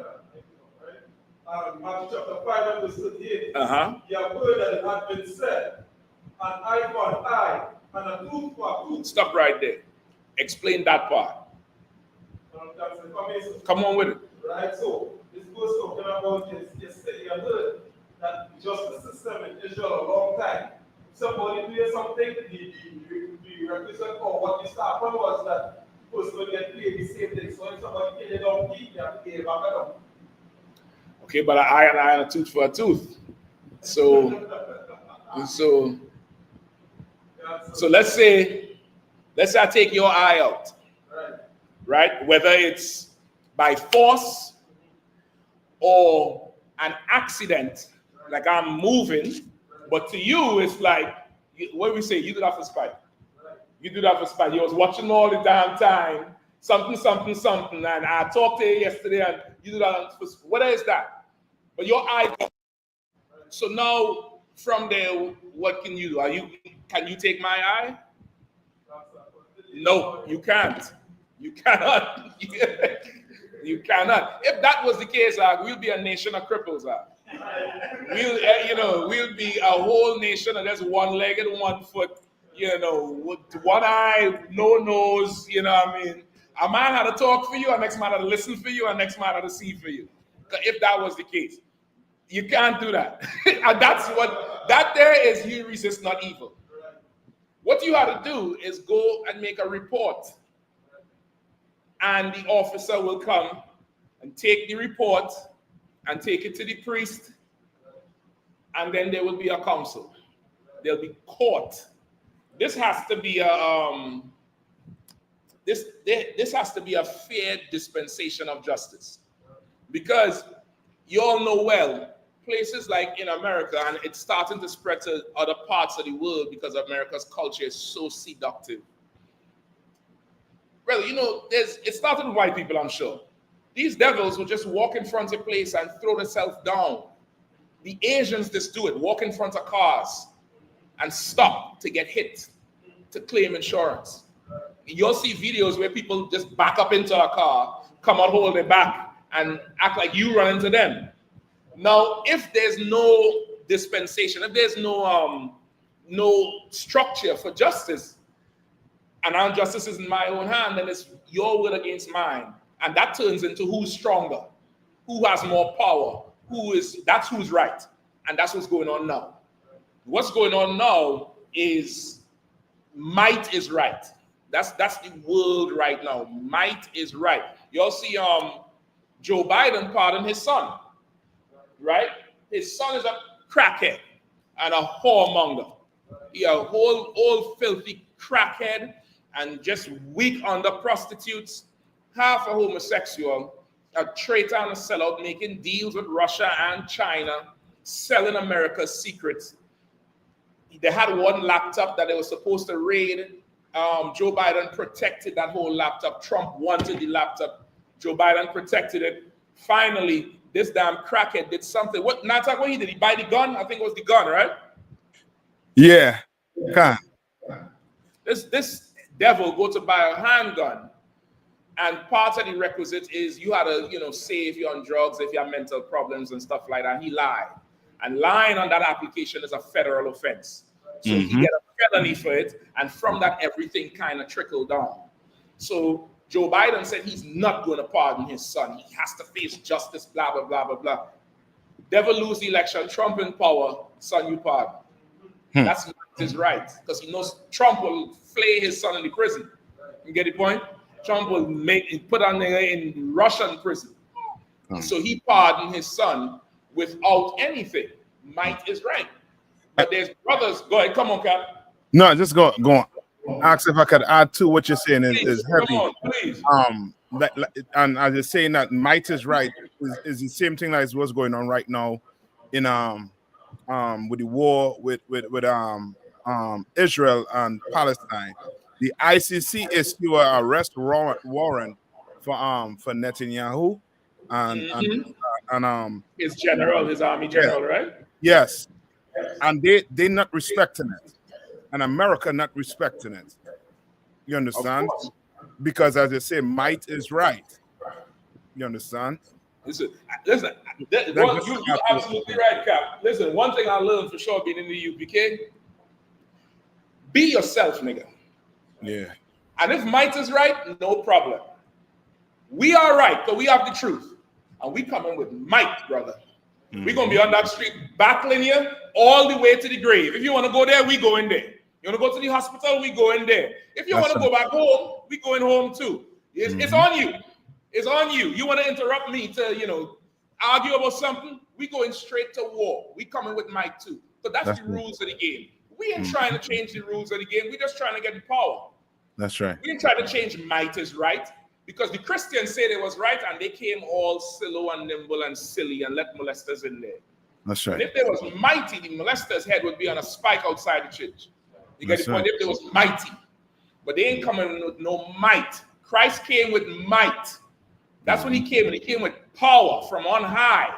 You get the point? And for that, there was a certain amount of respect and attention given. So I ain't even fighting that might is right. The problem is they ain't right. You get the point? The problem is that they ain't right. So, but now we're living in that time of not right, and then because you're right, you build it mighty. We're living in a time of you're building might, and then you just tell everybody, follow me. You get the point? So you need a system now to give justice. The system is an offense was done to you, you have to report it first. An investigation, a thorough investigation has to be made, and you go to court. Because if you don't do that, you are not resisting evil. The evil is, you done took my eye. I waited on you. You all know Benjamin stay. Yeah, we see. I have your eye number. Yeah, I'll catch him slipping. That's Benjamin.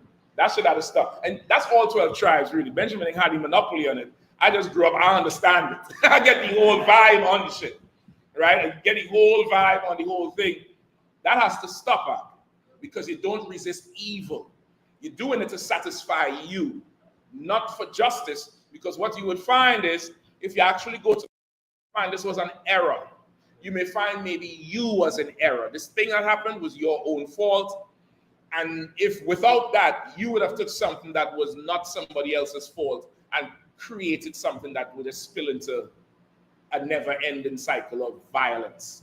So that's the resisting not evil. So now he's saying you have heard eye for an eye and tooth for a tooth. No, in Israel, you don't resist evil. Christ is saying, yeah, I understand. You out for blood now. You want the hurt now. You go into this court not to get justice, not for your brother. Damn, nigga, you take my eye. What the hell? Not for that.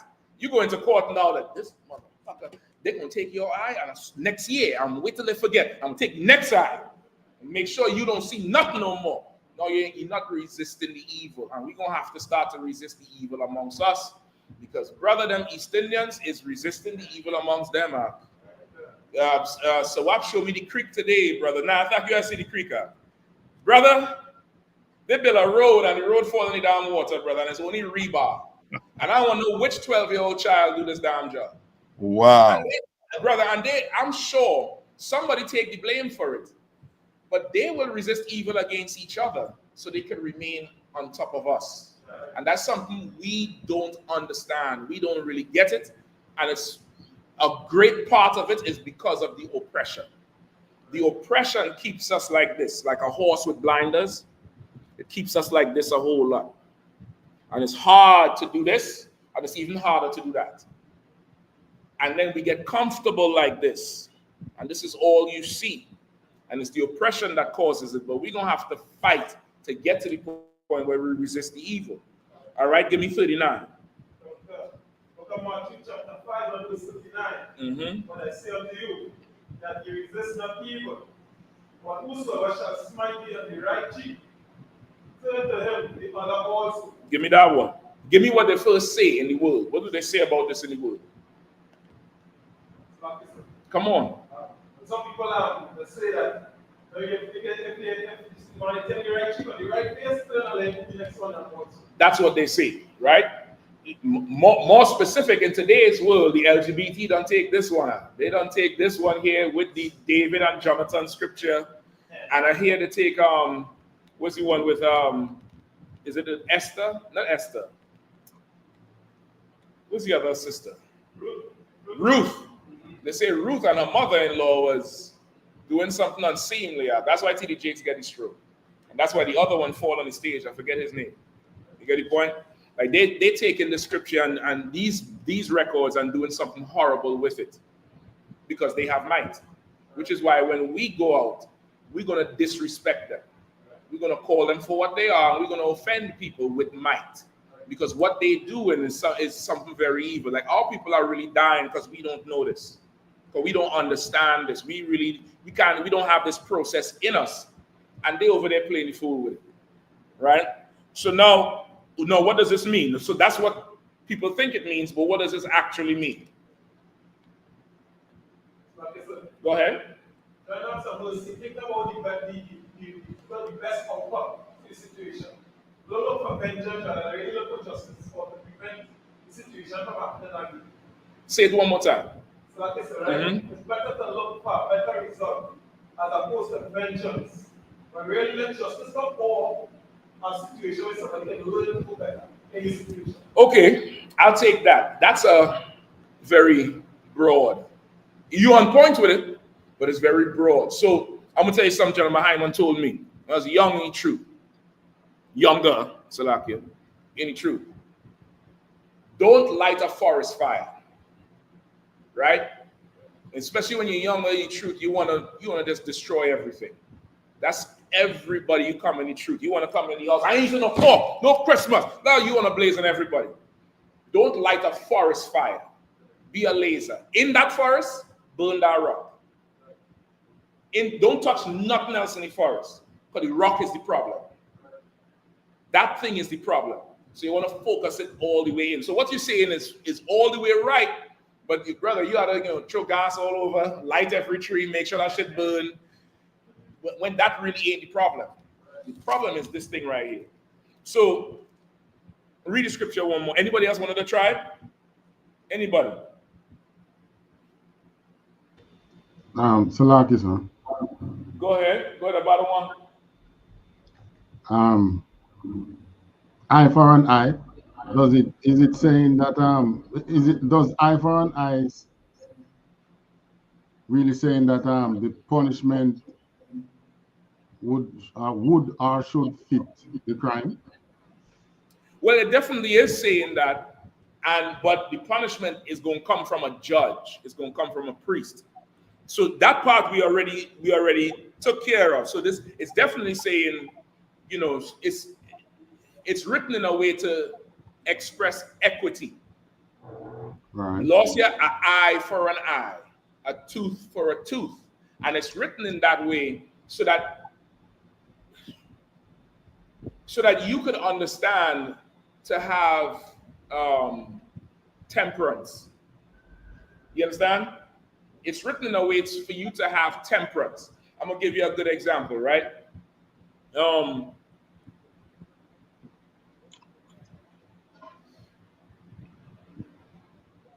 Okay, I know I ain't sure about Jamaica. I ain't reached there yet about the one. Me and Nathak, I'll bribe Nathak a little more, and we're gonna come down there and we're gonna rock it out. But I know for sure in Trinidad, I'm from the Most High Christ, we're gonna come down there and rock with you all.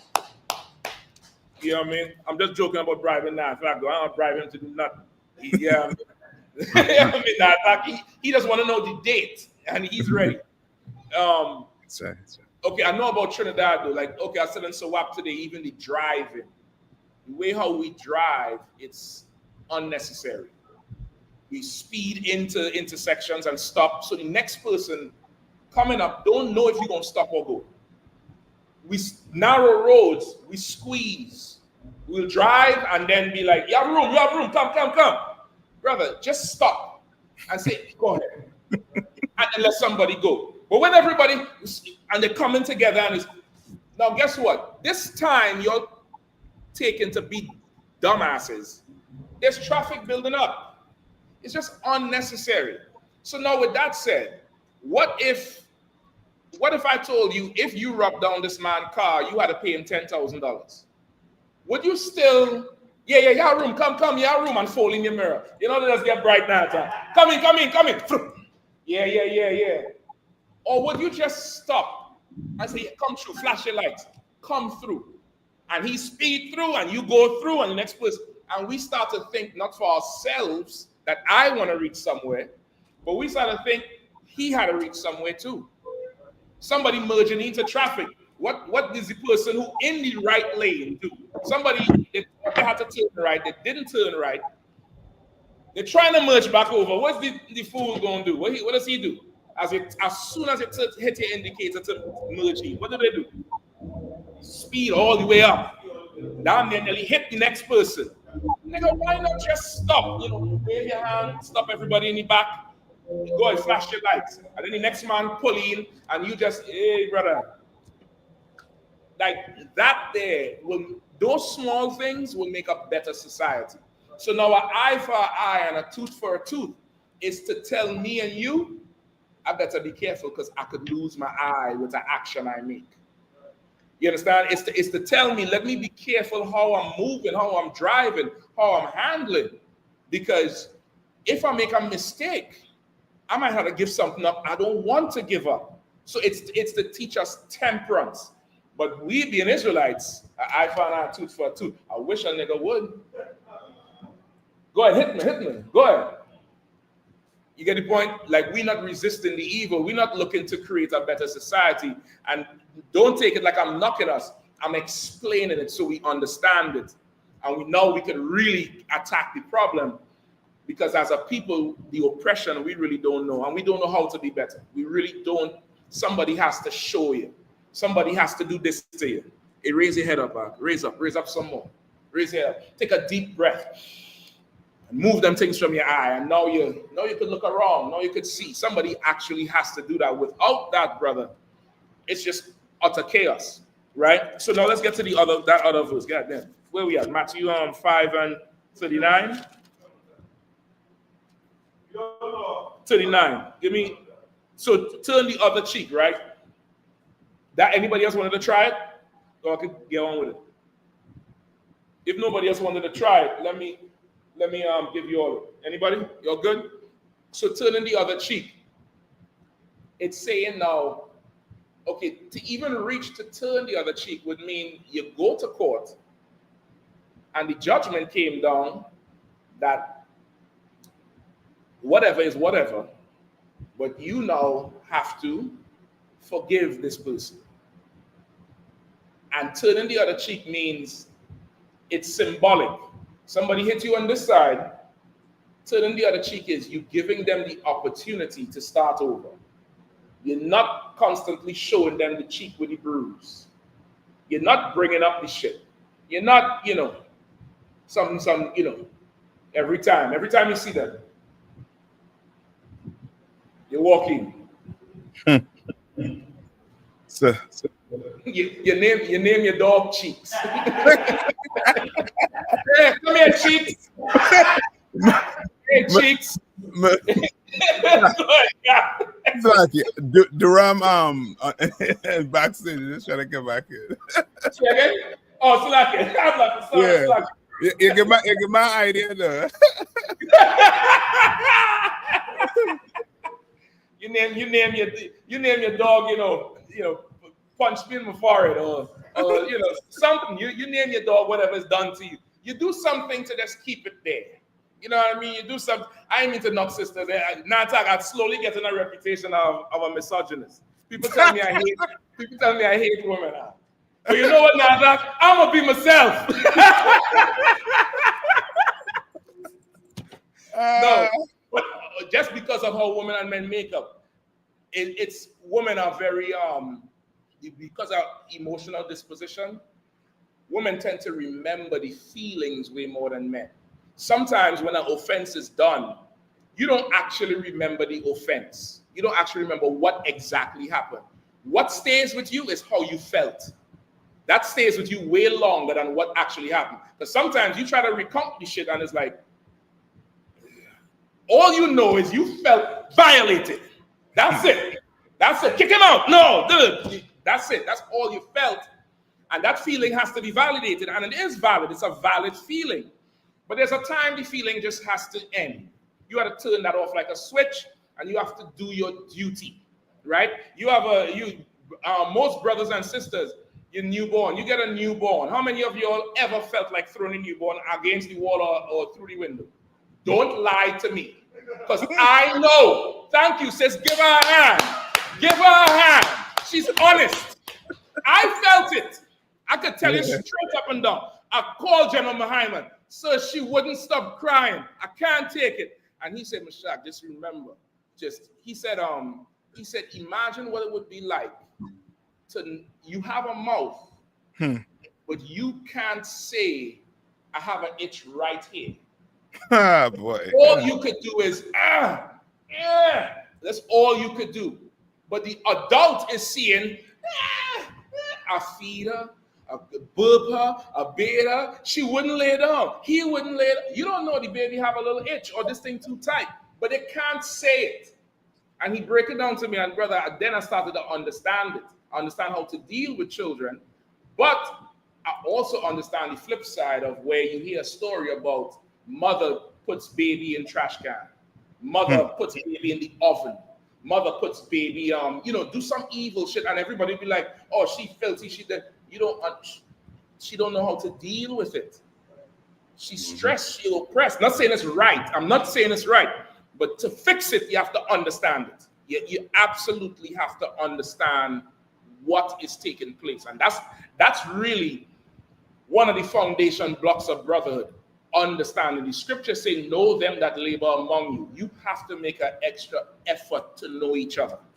That's the only way offenses keep down. And even when offenses happen, you all deal with it and move on, because you all don't want to lose each other, because now you all know each other.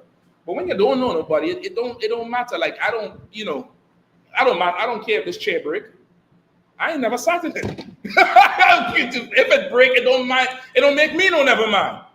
But if this is, this chair, oh shit, this chair broke, so up, get another one. We can't afford to, can we fix it? You get the point?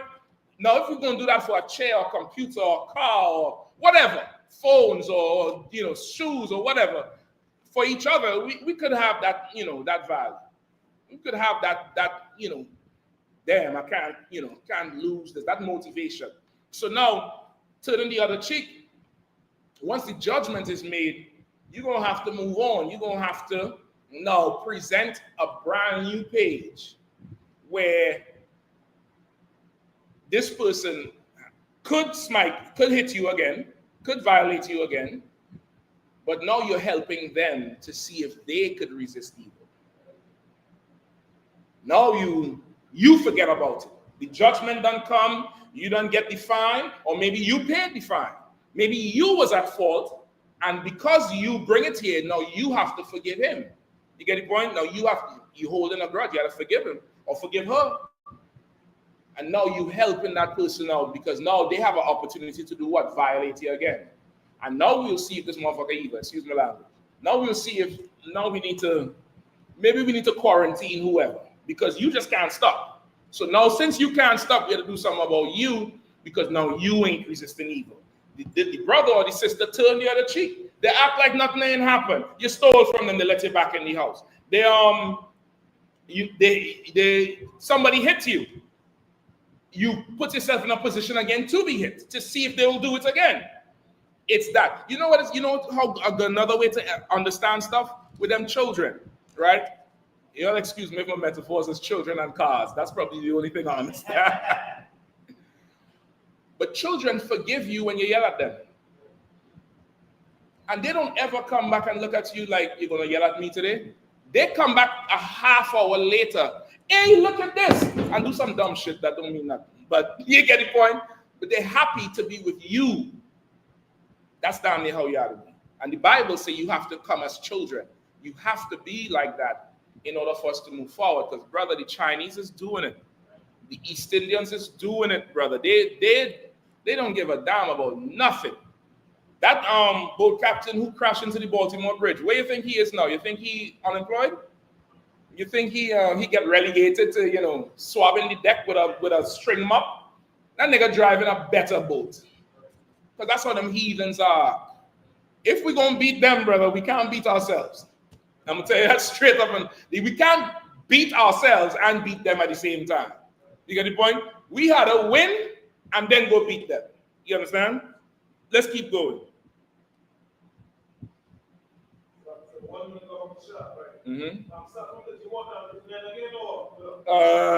We could go down 40.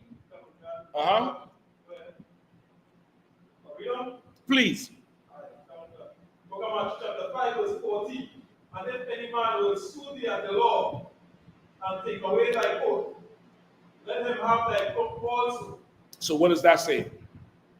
Break it down for me. Anybody? If a brother online want to answer this, unmute your mic.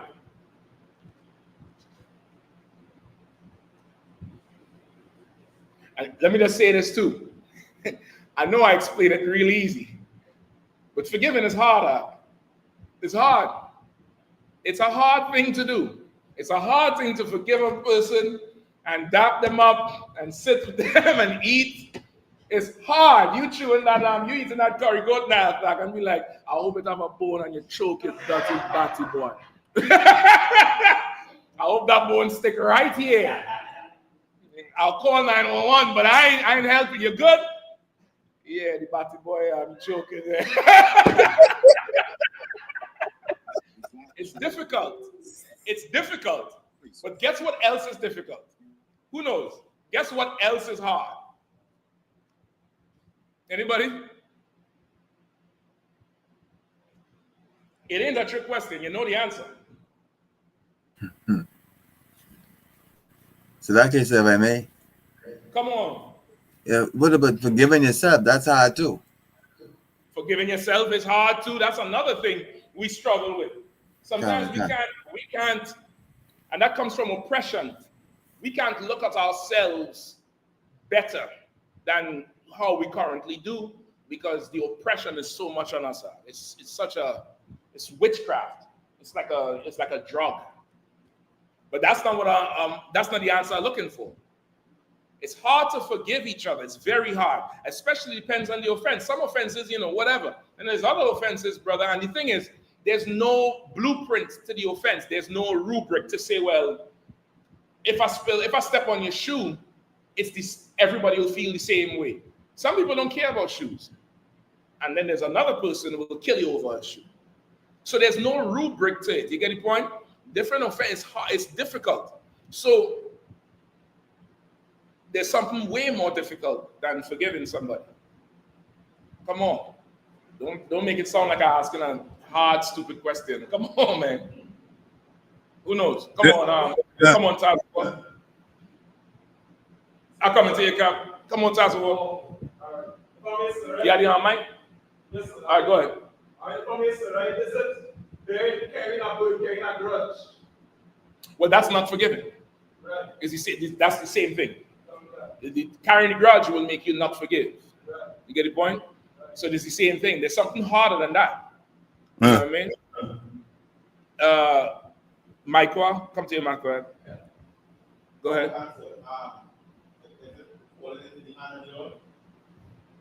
That too. That's not the answer I want. That too. Before that, there's something before that, because that's the final thing. Remember, harder, comparative. That's the hardest thing. That's it. It's not there. Michael. Well, doing the right thing is forgiving. So that's the same like holding a grudge. They're all the same, but there's something harder than that. You mind if I Come on, Cap. No, go ahead, Akashka. I'll come in after. Yeah, I didn't hear if somebody said this one, but actually forgiven, but actually forgetting what the person did to you. No, you damn near ain't gonna forget that. I'll tell you. You damn near you're just not gonna forget it. But the feeling is going to be detached from the memory. That's what happens over time. The feeling gets detached from the memory. You get the point? The feeling. Listen, me and now, if you all ever get if we ever out our mind enough to sit with and share a bottle and tell you all half the shit we done did to each other coming up in the truth bag, you all gonna laugh. And we can laugh about it now. You get the point? But that's not what I'm talking about. There's something else. And this, when you get here, this is why we oppressed. Let me see if let me try. Come on, Cap. Accepting the judgment. Because that is tied into not forgiving. Because partly you don't agree with the judgment, so I don't have to forgive it. The judgment is to forgive. You get the point? There's something harder than that. So lucky, yes, sir. Listen, and I know why you all can't answer. Go ahead. So lucky, I go into E and E alone, sir. Okay, well, I would say no. That's very hard to do too, and that's because of culture. But I would say no because we already passed that point. We are at the point after the council. So to even get to the council, you will have to go to him and him alone. That's hard, but we're talking about after the council, after the judgment. There's something harder than forgiving your brother or your sister. There's something way harder. Come on, Tazo. Come on. Getting to the point where you get past it now, you're getting this further. Now we push it to get taken. Because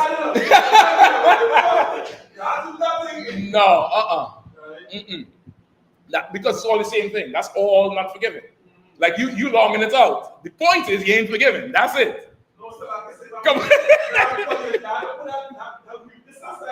Okay, you're going to okay, meaning what you're saying is like to actually get the feeling out of it. Okay. Fuck the feeling. Right. You don't like your slave master. Right. You go to work every day on time, right?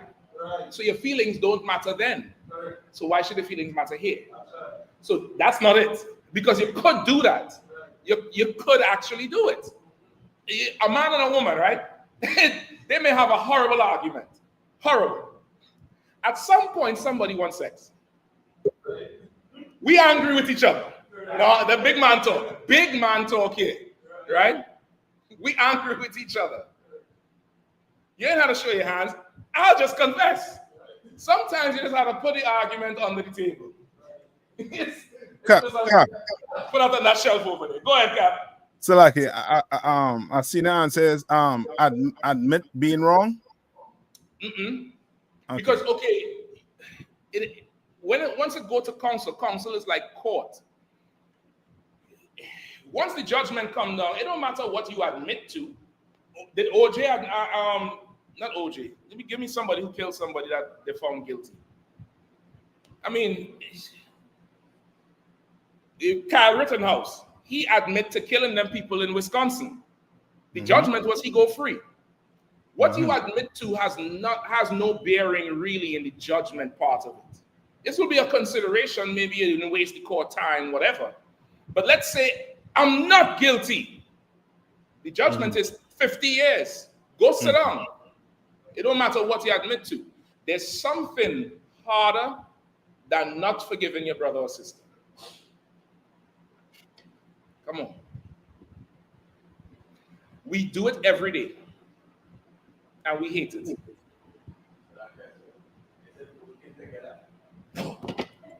I thought he was going to give it to me. He was right there where he set him up, my crack. My crack, he set him up there. Set him up there. Go ahead. Who else? I'm going to give it to you all for time's sake. It's harder to go and work for an East Indian for 12 hours a day and not be able to see your children and your rib and pay bills and watch them drive out in a brand new car. It's harder to do that. That's difficult. The problem is we don't get used to doing it. And the tribe of Benjamin love to work anyway. We don't see it that, damn, it's harder to go be up under them. I might as well go link with this brother here. I might as well go link with this sister here. Because boy, what they're doing to us is way worse than you stepping on my shoe, or my change was $14.55 and you give me $14.53. It's way worse than that. We complaining about it every day. We complain about the oppression. Right now in Trinidad, what they're talking about, the pay raise for the politicians, right? What's harder, watching Rowley get extra $200,000 or breaking it down with a nigga who you had an issue with? You tell me. Because if that's the case, I mean, you have a $200,000 hatred problem. I don't want the money. You know what I mean? For that sake, shit, we gotta adapt this up and solve this. It's harder to be in bondage under these oppressors. And we think our problems because of oppression are this big. It's not. It's not that big. And I understand the feeling. You believe? Now, in fact, no. You know me better than anybody in this room right now. Now, in fact, no. I feel something. I'm taking that straight to the end. But that ain't the job. That ain't the job. And this is what I also do know. Somebody feeling like that about me and still greet me with respect, and dap me up and offer a drink and offer food and call me up to meet them here. We go in this place, but you will never know it. That will make us rise above everybody else.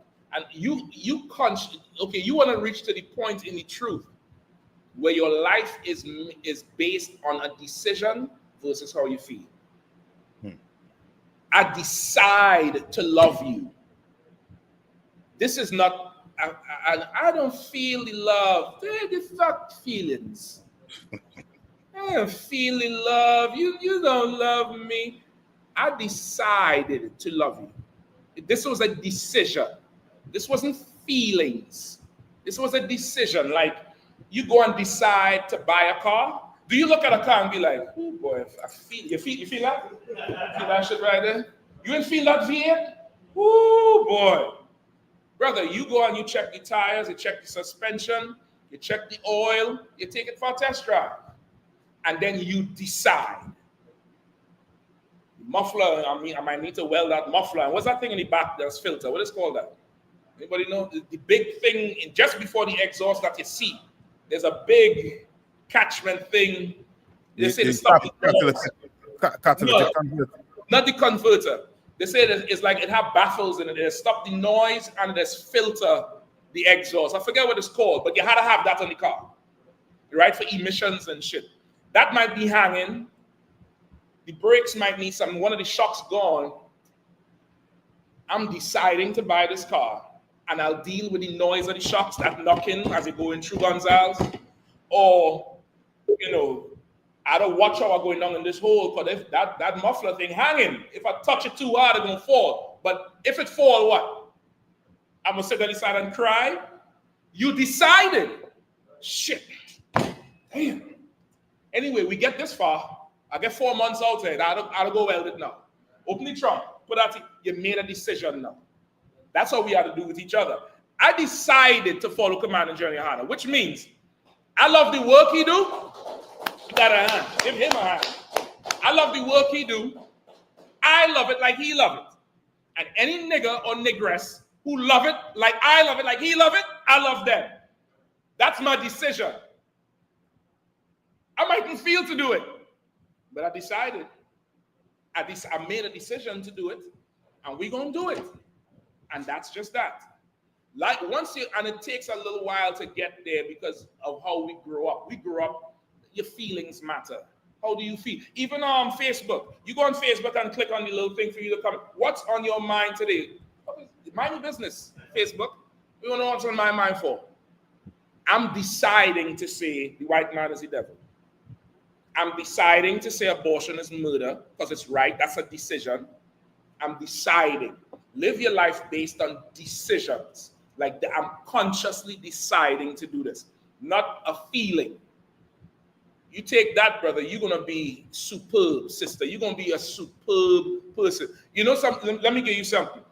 A sister get pregnant for the first time, is scared to death, then she makes it to the end of the 14 weeks, she going in. She in there in labor. She looking at you. You did this to me. She in hell. That baby come. She forget the damn pain. She walk around for the 6 weeks or the 8 weeks or however long. Nurse the baby. 3 months pass. You know, a year pass. What? Maybe not that long. Let's say 3-4 months pass. She clean now. Now she send you a text. It would be nice to have two. What do you know? The brother look back. What do you know about that text? She's deciding to go through that pain again. She's making that decision. She already know what to come with. She know the throw up. She know she's gonna be sick. She know the ankles gonna swell up. She know the dress ain't gonna fit. She knows she's gonna go through a stage where in her mind she's no longer attractive to you. Sisters don't understand it. When we do it, like you come out there with that little belly and that thing, the story is later right here. It's fine. You become more attractive. But in her mind, she don't. But she knows she's gonna feel like that, and she's deciding to go through it. You have to live your life based on a decision. That's it. I'm deciding to yield to better men than me. You go to a council, you get fined, you get told this, that, the other, kind of one kind. Now you can call after 1-to-1. So like you said, I didn't like that. Well, brother, you know, I said it. What's he gonna do? I just thought I would tell you, sir. Shut up. Right? I get it off my chest. So that means I decide to not go to camp tomorrow? Does that mean now I don't show up to class? Does that mean now I just decide? Why don't you take that old feeling, flighty feeling you have, and apply that to the bullshit job that you can't pay bills on? Why don't you just feel to not show up? You wouldn't do that because it affects you, because you're selfish. You're selfish and self-centered, and that becomes hard to deal with, hard to work with. But guess what? Who knows the answer? Guess what? Guess what? Come on, somebody bring me home. Come on, Tazawal. Because? Okay, well, okay. Let me rephrase the question. I decide I'm not accepting the judgment. I decide, F it. I ain't going to camp no more. I'm going to go, you know, just totally just abandon. I ain't coming to class, come to class when I want, show up to camp, call my camp leader when I want. Talk to sisters when I want, talk to brothers when I want. I just do it. I become hard to work with. I become difficult to work with because since that judgment is just like whatever. But somebody, give me it. You right, Mike? What? Somebody is making the decision to now come to me and say, you're not showing up. What's going on with you? Brother, listen, man, make the call tomorrow. If you don't make the call tomorrow, we're going to have to go to council act. That's love act. Somebody decides to talk to you about something even though you're a dickhead, excuse my language. That's love. I'm deciding to risk being offended.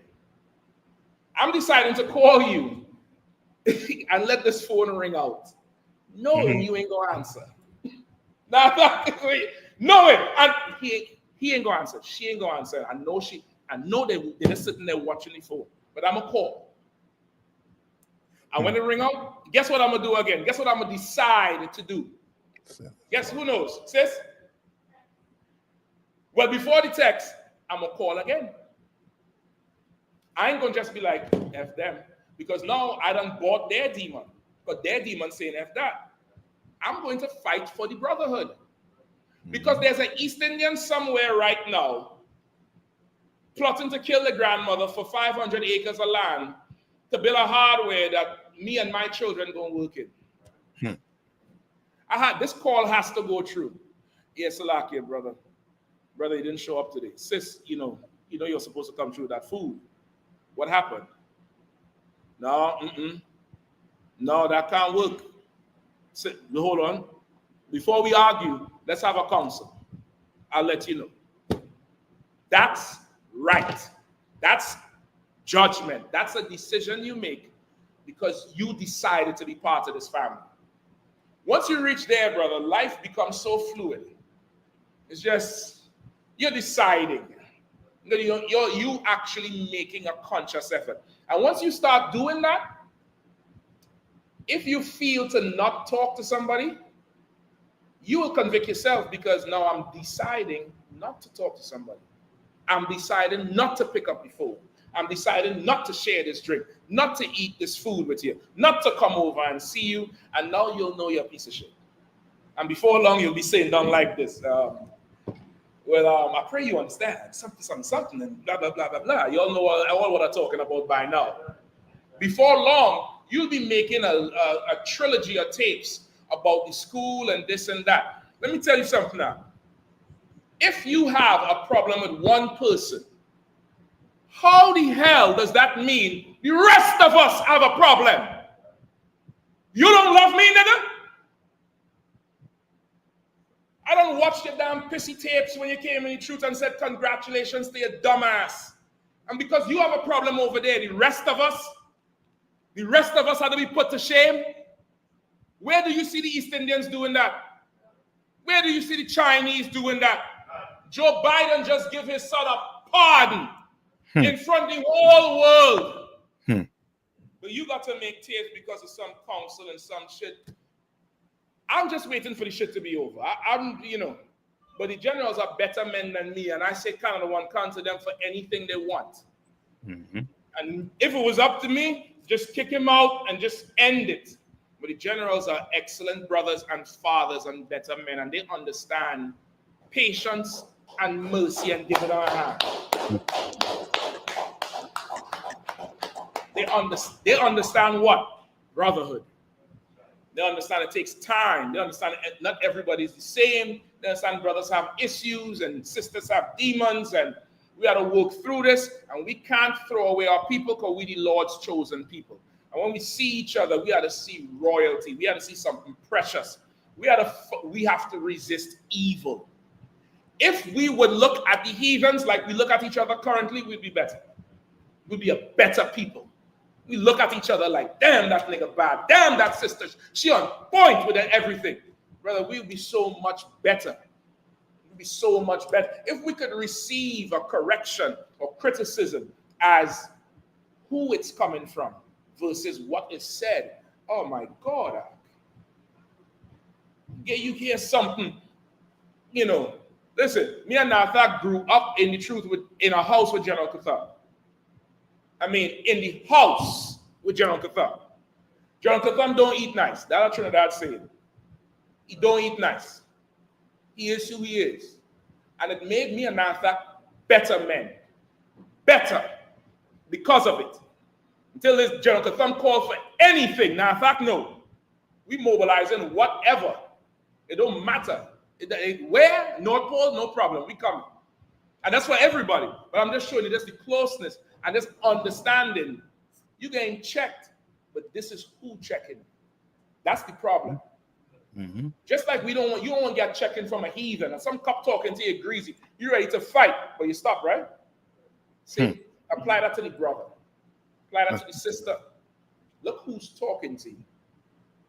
Even if it gets out of pocket there, and you could always go back, hey, listen, what you said there, something. I ain't like that. You shouldn't say that. That's, blah, blah, blah. And we should be willing to hear and repair that thing. Brother, we're going to be so powerful with something like that. Look at what Commander Yahanna done already built, man. None of us would talk to each other if it wasn't for Christ. We would not know each other. I wouldn't know Tazawar. I wouldn't know, what's the brother in Bahamas' name? Akashka. I I wouldn't know Kayada one. I wouldn't know the brothers in Carolina, Zion. I wouldn't know none of them. I wouldn't know nobody. Listen, I knew who Sawap was in the world. I knew his face. I knew what he used to do. Sawap used to play football. Him and I is too, you know. Don't let me get him, don't let me start him. But because I watch him play or play against him, don't mean me and him going to look at and talk to each other. Because of Christ, we here, man. That's why we in here. And now, so what goes to North Carolina, Zion gonna pick him up and take him to his house, and his rib gonna cook the food. And if that goes to Canada, Zabadia gonna pick him up. Or brothers come to Trinidad, Shah and Makoyak and them gonna show up. And brother, that is ridiculous power we have in our power we have just from deciding to forgive a man. Imagine if we decide to just be zealously in love with each other. Pause, no homo, what, why, according to Cartel, all the things. Watch a tape. Cartel says some old gay shit now attack. He said he was praying in prison and he went down on his knees. He said, why? He just, I like who the hell he talking to? I like who the hell he talking to? I look back at the tape. He's like, yeah, I was down on my knees. Why? Not knowing that's his version of pause. Like how people say pause, no homo. He's saying why, like he talking to the demon, like why you say that shit? If we would get to that point, and understand that what's against us is very great. The demons don't want us to live. The heathens don't want us to live. How could we join the team and now we don't want us to live? It don't make no sense, man. We have work to do. We have people to build. Think about your life before the truth and how your life changed now. There's somebody sitting in a house right now in your exact situation before the truth. And because you and a brother can't come together, or you and a sister can't come together, that person could never get the truth. You're evil and wicked, man. Evil and wicked. You're frustrating the spirit, man. But I'll still decide to work with you so we could get it, man. And you should still decide to work with me, man. We should decide. This is a decision. We have something greater. Let's keep going on. Come on. Let me get some more. Go ahead. Where we at? Give me 40 again. Book of Matthew, chapter 5, and verse 40. And if any man will sue thee at the law, and take away thy coat, let him have thy cloak also. So now, what does that mean? What is that trying? What's the spirit behind that? Oh, shit. What's the spirit behind that? Read it one more time.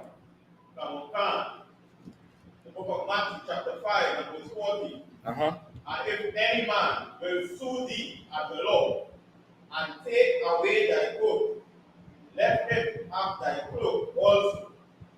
What's the spirit behind it?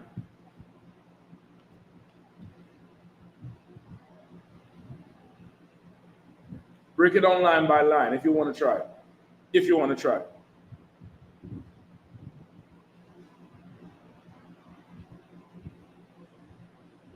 Anybody? Go ahead, Mike. The first part, let's say, if any man sue thee at the law, right? So if he should take it to court, take it to council. Take it to council. Right? And take away thy coat, right? So the judgment came down and everything you want. Like eye for an eye and tooth for a tooth. So now you had to give him your coat. Go ahead. All right. Let him have thy cloak also. What does that part say? Right. You will still decide to have you will still decide to live these community. Okay, you're right. But again, forest fire, laser. Get straight to the point. The judgment is give him your coat.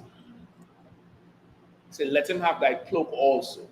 What's the point of giving him your coat?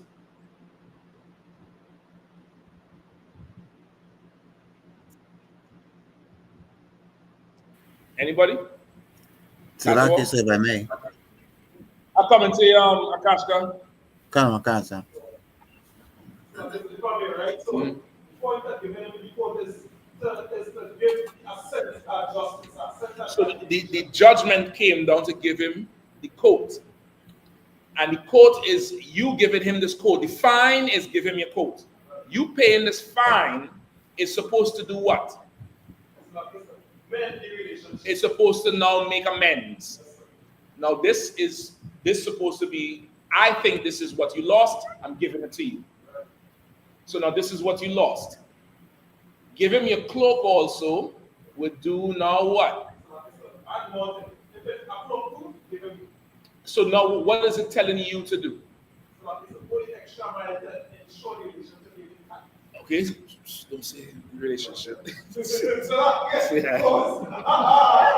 just don't like it. It's not pause, it's good. I just know, you know. It's telling you seek after the brotherhood. That's what it's telling you. It's like, you know, it's like it's giving you a gem on how to have class. You get the point? It's like just think about somebody. You have a child or a niece or a nephew. You do something you messed up. You didn't pick them up to go somewhere, whatever. You make it up to them. You get them what they want, and you get them some ice cream because you love them, and you really want. You don't want to tarnish the image they have of you in their head because they're so innocent and you love them, and you really didn't mean to do what you did. It happened. Shit just fucking happened. Excuse me. Shit just happened. But now you really is like, yo, this is my dog, man. Yo, take this too, man. Listen, man. Listen, I was wrong, brother. Take this. Have it. Have it. Because now it's like, what else? I'll do whatever it takes for you to break this bottle down with me, or this food, or come here, or come to my house even. You know, us as Israelites are coming to somebody's house is like an honor. Somebody talk to you by the gate, you know you ain't shit. Not saying you can't talk to a man over the wall, but nobody ever say, come in. You know, you knock on the gate, or, hey, what's going on? Somebody come outside. You start to walk to the gate thinking they open the gate to let you in. They turn the back, open the gate, and step outside. And you all say, oh, okay, you already know, you know, whatever.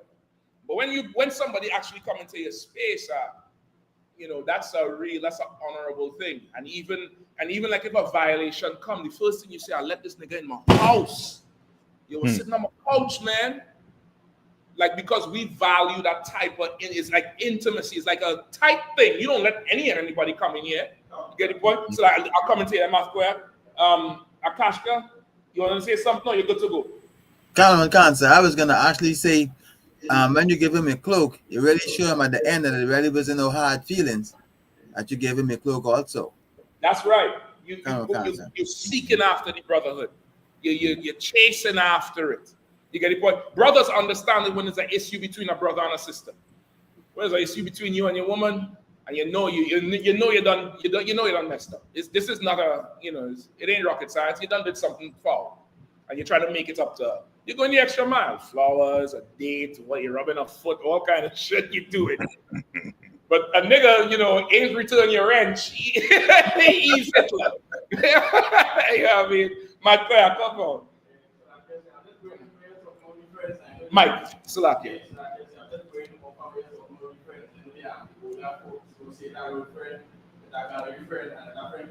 You understand? Like that's our culture, and that's a royal thing. And that's why we are a better people than them. That's what makes us better than them. And listen, they do it. Listen, I had a friend in the world, brother. He's an Israelite, but he presents like an Indian. And that happens because of, how we intermingle. And this was my dog. I mean, my die-hard, the dog, brother. And he would tell me some of the stories on the Indian side, his mother's side, where he would overhear them the next day saying, take off them sheets, so-and-so sleep on that bed last night. And then when he grew up later, he would tell me how when he was young, he didn't really know about the glassware, because all they would serve him is in plasticware, because you could throw that shit away. They do it. Why the fuck we can't do it? We could decide. We could decide to, you could come in. Nah. Sing. I come and say, stay right there. You go inside, you forget that nigga by the gate. Rain falling, he back in. Hey, outside, hey, later, man.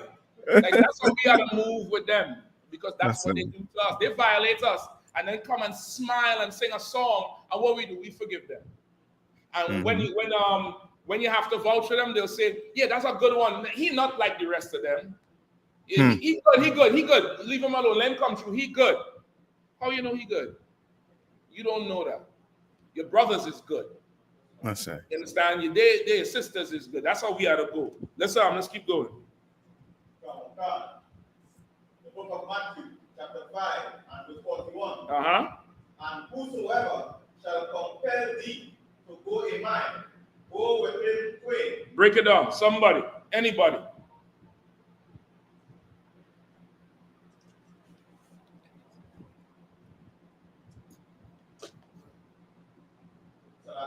Come on, Michael. You're going with him the distance to win back the world. Like your brother, he asked you to run here with him. You're ready to go wherever. It don't matter. He call you run and coming. And that's where we have to reach out. Listen, and okay, the best place to experience brotherhood. I want to word the question in a way to not confuse it. What's the best, let me say it like that. What's the best place to experience brotherhood or sisterhood? Like, where you really gonna get it? Tucked away? Avoiding? If you really want to fight the demon, I'm gonna just give it to you for time's sake. I want to move on to another topic too. The best place to experience brotherhood is in the work. That's where you really see some shit. I'm gonna tell you straight up and down. That's where you really, really see. Oh man, really see some shit. You get the point? You really see some. Damn. This nigga doing all of this. Listen, DC, brother, at one time, DC couldn't go to camp. We had like 4 men. I called General Thumb saying, General, I'm going out with that 4. We ain't shutting down for nothing. Like he let me go. This was, before. This was long ago. And I'll go out with that 4. And then maybe 5, because Zaki used to come down from his slave, park the van, come hold the camera. So it looked like we have 5, but we got 4. And brother Nathak started bringing North Carolina. And I said, Nathak, you sure? Them men coming far. He said, yeah, that's it. And you'll see tapes with Yahanna and Lahab and all of them there, brother. And brother, I mean, shit, them niggas could call now. I'm sending troops to North Carolina. It don't matter. You get the point? Because they answer the call. And really, I didn't even say they answer the call. If I had 2 men, I was going. Salakia. Whoever show up, that's who the Lord sent today. That's what we're doing, unless I get an order to stand up. But Nathak saw it and made the move. Saw it. And the men he brought, they showed up every week. Now, I don't know if Nathak is a damn witch doctor, or he put a gun to the head like Denzel. But I think the men came on their own. They made a decision to travel hours to stand and be hated with a nigga who they don't know. All they know is he love what they love. Shit. You think I'll see Lahab getting violated, the Yahanna, Abraham? You think I'll see, hey, that's Abraham over there. What's the problem? So and so. Yeah, I'm with him. That's it. That's just that. That's it. We'll sort out who right and wrong later. But for right now, you better just keep this shit at talking and nothing else. You get the point? Like, that's how it goes. Forget about the sisters. Sisters going and spending the night in the hospital while another one making the babies. Then the other one have all the babies and cooking food for the camp while babysitting. Brother, it's ridiculous brotherhood and sister that happens in the work. If you have an issue and you can't get rid of the feeling, come to work. Come to work. Come to work. It's the best exorcism you can experience. You grieving. You may have lost a loved one. Go to camp. Go speak. Go let it out. Go do something. You a sister, you going through the same thing. Cook. Cook the biggest pot wherever, even if it's one nigga in the school. Get in the work. Commander General Yahanna said it all the time. You have issues fighting your demons. Go solve your brother's problems. Go get fully, overrun by your brother's problems. You won't have time to think about yours, and that demon will leave you.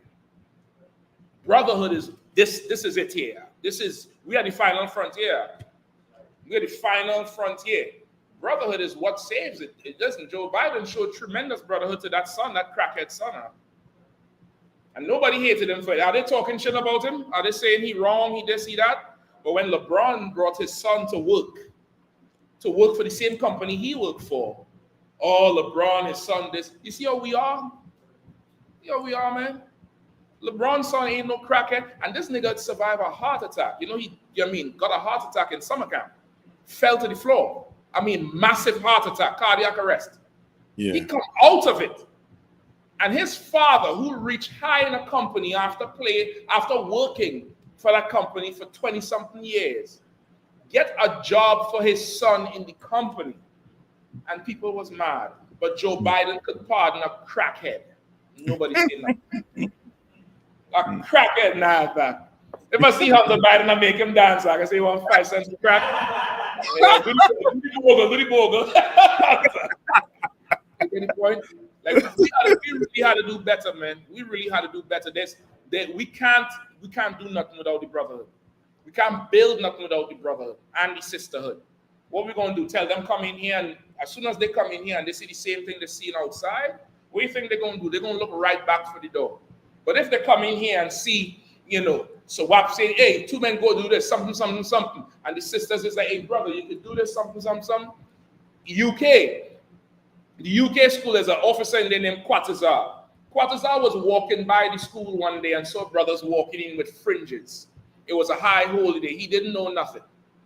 He knocked on the door and asked, where's this? The brothers brought him in. They tell him what it's about. He sat down. The sisters come and brought him food. Quatazar pulled out his wallet to start to pay for the food. They asked him, they said, nah, you good? He said, you sure? He said, yeah. Sisters brought him more food and cake and drink. He took the money he was going to pay for the food, went across the street and bought a bottle. So the brother said, you didn't have to do that. We have plenty of drinks. He said, nah. He said, I never experienced nothing like this.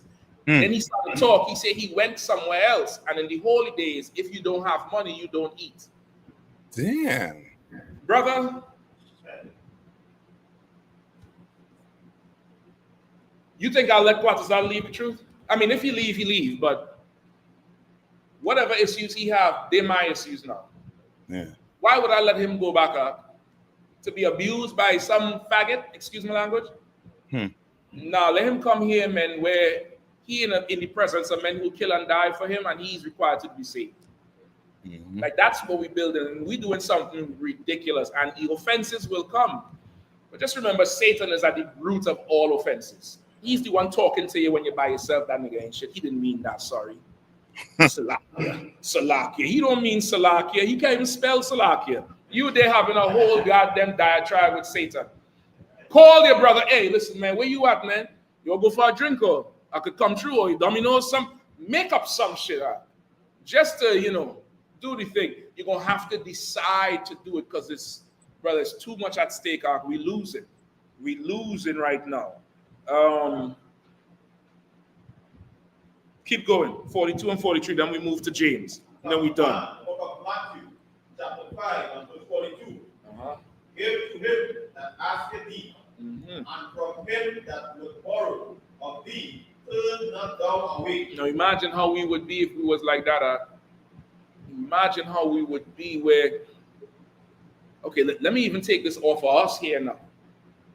You have black people in power right now, where they're politicians, business owners. You might come from a certain area. And as soon as they see that on the application, they deny. That's your brother asking you for something, and you wouldn't give it to him. I remember years ago, I was in Trinidad. This got to be like 2003, 4. You all remember Fitzgerald Hines, the old dreadlock rasta? He was on this Muslim show. David Muhammad had a show called Hidden Agenda. You all know David Muhammad? He had a show late night called Hidden Agenda, and he was interviewing Fitzgerald Hines. And David Muhammad was asking him, how is it these politicians grow to be 70, 60, 70, 80 years old and still have office? What happened to all the young poli-science majors coming out of the University of the West Indies and UTT who really going into studying politics in school? Then just old school grassroots just come up campaigning. These people went to school. He said, why we don't see them coming through the ranks? You know what Fitzgerald Hines said? He said, Mr. Muhammad, these young people only study bling. These people in school studying. The Indian and them taking their young people and putting them in power. Who in charge of UNC party now? Kamala. She on her way out by now, for sure. Yeah, she got to be half a woman by now. Mm-hmm. But okay, after her, who's the next one? Michaela Pandey. Now, in fact, you remember Michaela Pandey? I remember the name. I can't remember. I remember the name and some more things. That's also what about it. I ain't gonna repeat it just here, right now. But Michaela Pandey is way younger than them. But they put her to take over. Young in life. Who taking over after Rowley? Huh? Anybody know? Why do you think he filling his coffers now with money? Because the nigga to catch ass now, I'm out. For those of you who don't know, Rowley is the leader. He's in charge of the country. He's the leader of the more black political party. The East Indians have the other side, and that's the Michaela Pandey. Like, we don't look for each other in them spaces, and we should. You look right now, or you go to the doctor as an Indian, some young Indian telling you about shit. You go for a lawyer, some young Indian. You go for, where's our people? We deny our own self. Imagine that. I hear so many stories about brothers from Laventil, Mova, John, and sisters changing the address on the application form. And they have a full degree, BSc. And I'm talking horse's mouth, not something I read. Horse's mouth. Why? So why you ain't put here? If I put there, they're going to just move it aside. Why? I grew up Penal, Rock Road, Davies, just back Indian something. Now there's a university down there. Now there's a hospital down there. Where's ours, man? Like, I ain't got time to hold no beef with nobody, man. I ain't got time to hold beef with nobody. If I ever had an issue with somebody I offended you, Salakia, nigga, fucking forgive me, man. Let's move on. Let's go. Let's go, man. We have real enemies, man. We ain't got time for this shit. We got real enemies, man. God damn. Now, in fact, we just need to go get drunk with everybody. That's how brotherhood is really built. Now, like, you know them days where you empty the bottle, where you turn the bottle upside down like this, and you ring it in the cup. Yeah, tap the bottle. Yeah, you tap it. You drain it. And y'all end up, y'all finish the night singing Sizzler and Bounty Killer and laughing. And brother, that's it. And the ribs in the ribs in the other room texting, or they keep it down, the baby. And she want to see, but like, I don't know. But she's like, insult. That's brotherhood. And then they wake up the next morning and say, look at them, they sleep there, and the woman talking. Yeah, they was laugh. You should have heard them, Gil, something. Anyway, they had to go to camp later. Here's their food. Wake so and so up. Here's it. Brother, that's a machine that cannot be stopped. That's right. Cannot be stopped. You look around these zones, brother. You look at California with the Dalha and them high holy days. You see how they come. You see how them brothers doing skits? Yeah. You think any one of them could have an issue and do a skit? Hey, film him out. He have a line. All right, I'm filming him. He over there? You ain't film him? Oh, shit. It's the camera. Is the camera? Not is the camera. The camera, the lens, something, and you start to explain some technological bullshit. And guess what? Guess what the Dalha gonna do? He gonna decide to believe your dumb ass because he know you're talking shit. Not that you sell him on the shit, no. So it's not that you sell him on it, no. He just said, "Oh, is the lens? Oh shit, we had to get another one." And you think you sell him on something. Meanwhile, he's like, "This fucking idiot here." I work with him anyway. Get the point? You see what Mao Clark building up there. Now, in fact, got damn near every North Carolina zip code in here. You should see the screen. Every zip code in North Carolina on the screen, and he's going to get more. You go down there for a high holy day or anything, is brotherhood and hospitality. Forget about UK. UK be having the baddest high holy days when I'm not there. When I'm not there, they take the lights off, niggas singing, the kids doing all kind of shit. I'm sending texts, you motherfuckers, where's it? I'm just joking, of course. But you see it on the screen, and it's addictive. It's addictive. Brothers watch it and be like, damn, I want to go over there. I want to come down there and hang out with you. I want to come. It's addictive. It's fishing. Brotherhood is efficient. Y'all think going out on that street and calling the white man the devil is efficient? That will fish to a point. Mm-hmm. Brother, the brotherhood is what's going to fish. What they see, they want to be a part of. They just want to gravitate to y'all. They want to just be there and learn how to be like you and learn how to walk like you. And the sisters in the world looking at the sisters in the truth like, what they have that I don't have.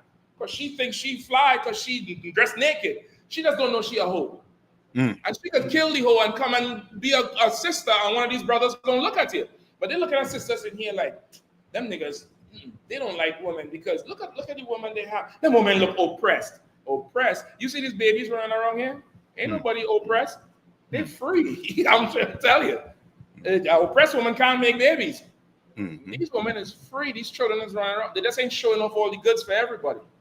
You get the point? And it could motivate you to come up in here and probably get a brother to treat you right. The brotherhood is what's going to fish, man. That thing is what's going to fish. You know what I mean? These brothers go to a club and descend on a club and be so. First off, the security get nervous. And when the security gets nervous, the women take notice. Now, I thought we went we was in the UK in Leicester. Yeah. We went to that club. One of the brothers up there in Leicester, give Leicester a hand, brother. Leicester is it's probably my favorite city in the UK. Officer Aria Allah and Trooper Radaya Allah, little did we know, are famous in Leicester for whatever reason. All right, whatever. We go into the club, brother. It have a price to go in. Ariala go up to the doorman and say something. Radar go on inside. They make a whole VIP lane for us. I mean, this is on the spot. It wasn't planned for this club. That video you all saw, that shit was not planned. I'm telling you, that's the Lord. Sprinter vans pull up. We come out. We walk in. They say, yeah, come this way. Now, the admission line is there, and it's a line. It's cold. They put the damn barriers, and they have us walking in. The broads on the side, who's y'all? Wait, who's y'all? And we just walking. We walk in there. A car go up front and kill the club. I mean, destroy the club out. Brothers in the back was liking the shit and came right up. Now, if that was there, he'll tell you. Came right up and salute the general. I mean, dap everybody up and be like, yeah, man, that shit was tight.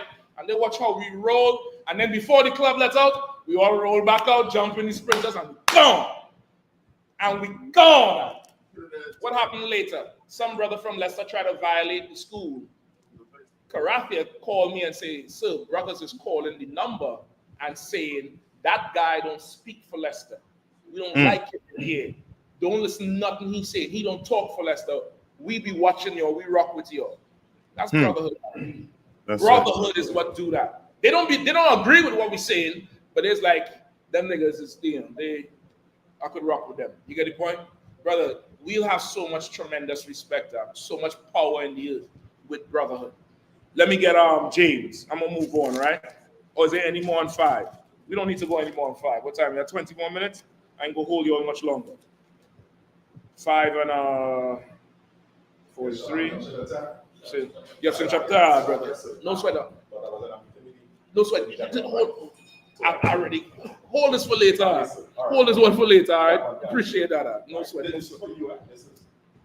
This is for the brothers. I don't drink nothing by myself. If I don't drink it by myself, I ain't drinking. I'm gonna tell nobody in there in front of the camera. You know what I mean? You have to keep it in the stock. You have to keep it in the stock. That's the word. James, let me get James. All right, you're going to have to fight for this brotherhood out. You got to fight for it. You got to fight your brother to keep it. You got to fight yourself to keep it. You got to fight yourself to, fully, address it. And don't let nothing interrupt it. Don't let nothing come. Akim, y'all sit down. Y'all could salute each other after if you don't mind, please. Y'all sit down. I ain't got much time. All right. Also, too, sometimes brothers and sisters run late. When you run late and you come in the class, don't disrupt the class. Grab a seat. Just grab a seat and you could salute after. That's also brotherhood, because I decided to be here. I decided to teach. I decided to spend money to be here. It's a little bit disrespectful to my decision. Just grab a seat. This is not just specifically for you. I'm just saying it. You come in late, and you grab a seat. You don't know how to make an entrance. You don't know how to make a scene. Just grab a seat. Let the class continue. We just waste 30 seconds. Time is precious. James. I think it's 2. Hold on. Let me hear what 5 had to say. Book of James, chapter 5 and verse 1. Mm-hmm. Go to now, ye rich men. No, not this one. We go into the speech. James 2. Come. 3. No, Slacky. James 3 and 1. Come. The book of James, chapter 2 and verse 1. 3 and 1. The book of James, chapter 3 and verse 1. My brethren, be not many masters, knowing that we shall receive the greater condemnation. Okay, what does that say? And of course, Carolina and Bahamas and Jamaica, if you all had questions, let me know real quick, all right? We've got about 20, 25 more minutes maybe. All right? Go ahead. So what does that say? All right, read it one more time, please, priest. Come. The book of James, chapter 3 and verse 1. My brethren, be not many masters, knowing that we shall receive the greater condemnation. What does that say?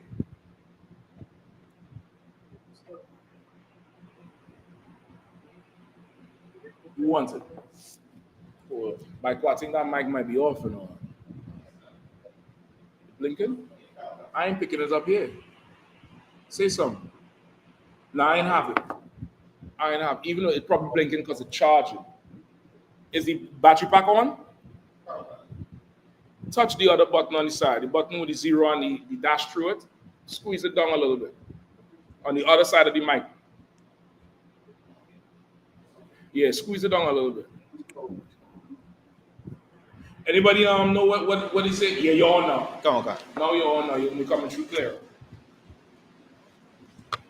All right. Anybody understand 3 and 1? I want to take a shot.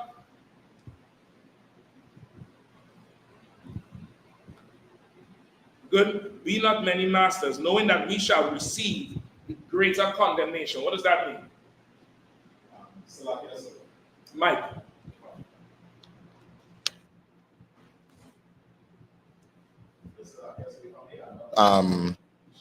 Take a shot at it. Is this talking about being in the position of a teacher? No. All right, can. So what I said? So not exclusively. It will encompass it, but not exclusively. All right. Go ahead. If I could try it, right? Is it talking about? You're filling up front, brothers in the back. You're filling up front. These 2 chairs in here. Go ahead. Can. Right? Is it talking about like being in seat of a judge, like that? Okay, just authority in general. Not specific, like you're going specific. Right. But this here, many masters. Remember, a master could be a judge, be a teacher, could be, in charge of the department, could be anything.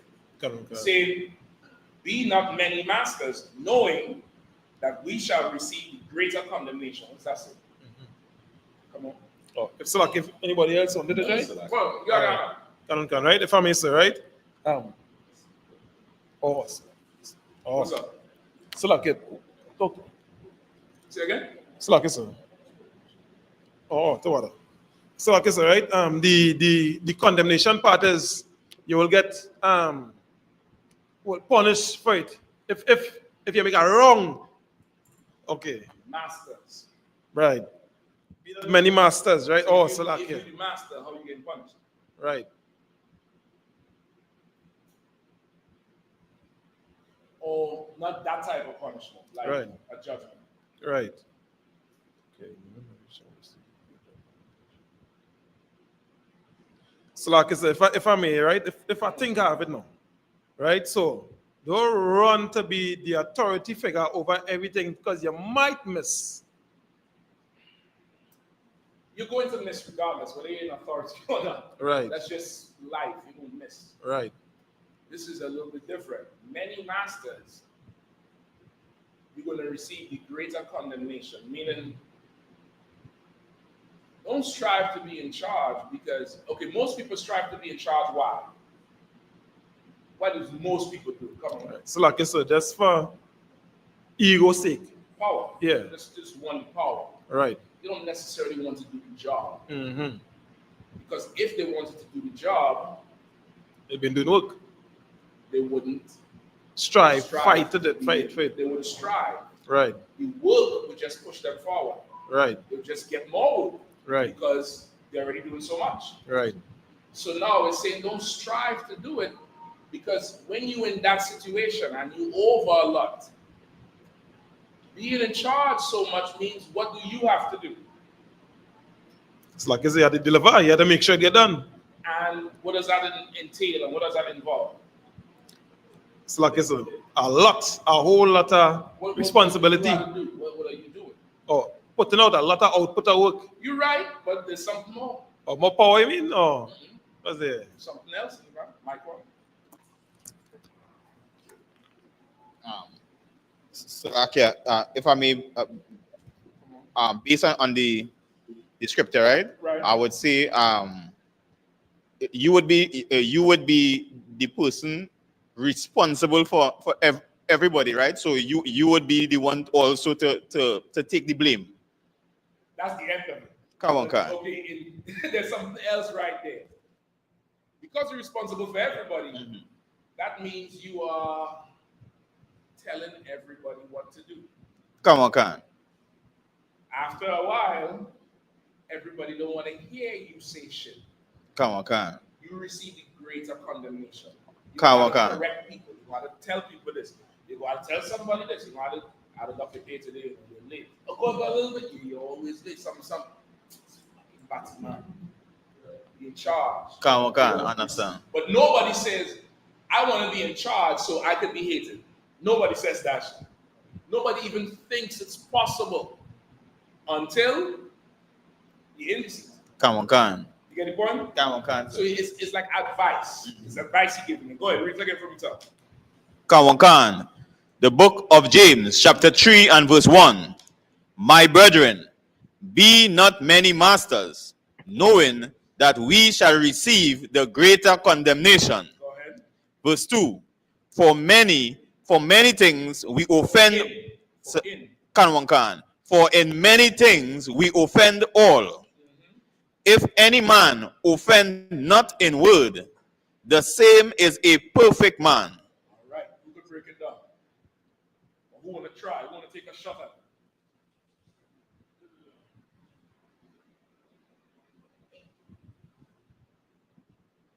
So what? I could get a little, just 2 more blocks of ice. This thing on melt out in here. God damn it. Now, this heat different. We inside in a styrofoam cover. There's a pool of water. Damn. Yeah, my rep city fan in the background. I was like, it's hot down there. There's a fan in the background. There's an AC over my head. The ice still going. But in here it's cool though. I ain't gonna lie. These brothers got this shit like, you know, yeah. It's brothers sitting down here in the Hebrew Academy cover now. It's chilly in here. I'm telling you straight. Sluggy, sir. Come on. Who got it? This is Officer 500 Yahanna in Durham. Shalom Adawan. Yabashim Hashabrakta. Priest, what's going on? So, this is verse 2 we breaking down, correct, sir? Yeah, the beginning of verse 2. Okay. For in many things we offend all. So, and trying to do too much, you might offend your brother, or you might offend multiple brothers Or sisters. Kind of one kind. You know they're gonna say we hate women, so you have to, Most time. you gotta balance the scale out. All right, you aunt it. You definitely aunt it. It says in all things, for in many things we offend all. Meaning, you could offend without even knowing you're offending. Right? You could offend without even having a clue. Anybody here hate to hear people chew? Chew gum, chew food, chew carrots? Some people have that ick. Like they can't hear people chew. They can't. Somebody talking to you, some football. Some people can't stand that shit. And some people look at you and just might explode because of it. And that's an example. This is just in many things you offend all. Like it's the other things you could do, anything. But this is just something you do that this person just can't really. In many things you go offending all, and some of them things you can't really help. The offense gonna come. Somebody could tell you, or you go to counsel, whatever. Right? Read the other part of Michael. If any man will. Kawankan. If any man offend not in word, the same is a perfect man. So now, despite all of that, where you might have a habit, you might, whatever, but this is not malicious. This is just what you do normally. I ain't doing this because you here. This is what I'll do with anybody. But despite that, if any man offend not in word, the same is a perfect man. What does that say? Salaki, sir. Come on, Durham again? If I may, yeah, this is Durham again. Okay, so we know that the tongue is a small, what do you call it? It's a small member, but it has a lot of power.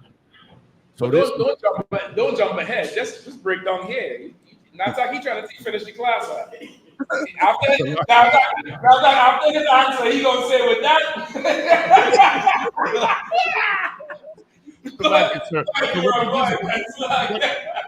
What this is talking about, sir, is like self-control and discipline. You aunt it. You definitely aunt it. You right though. You going around the right vein.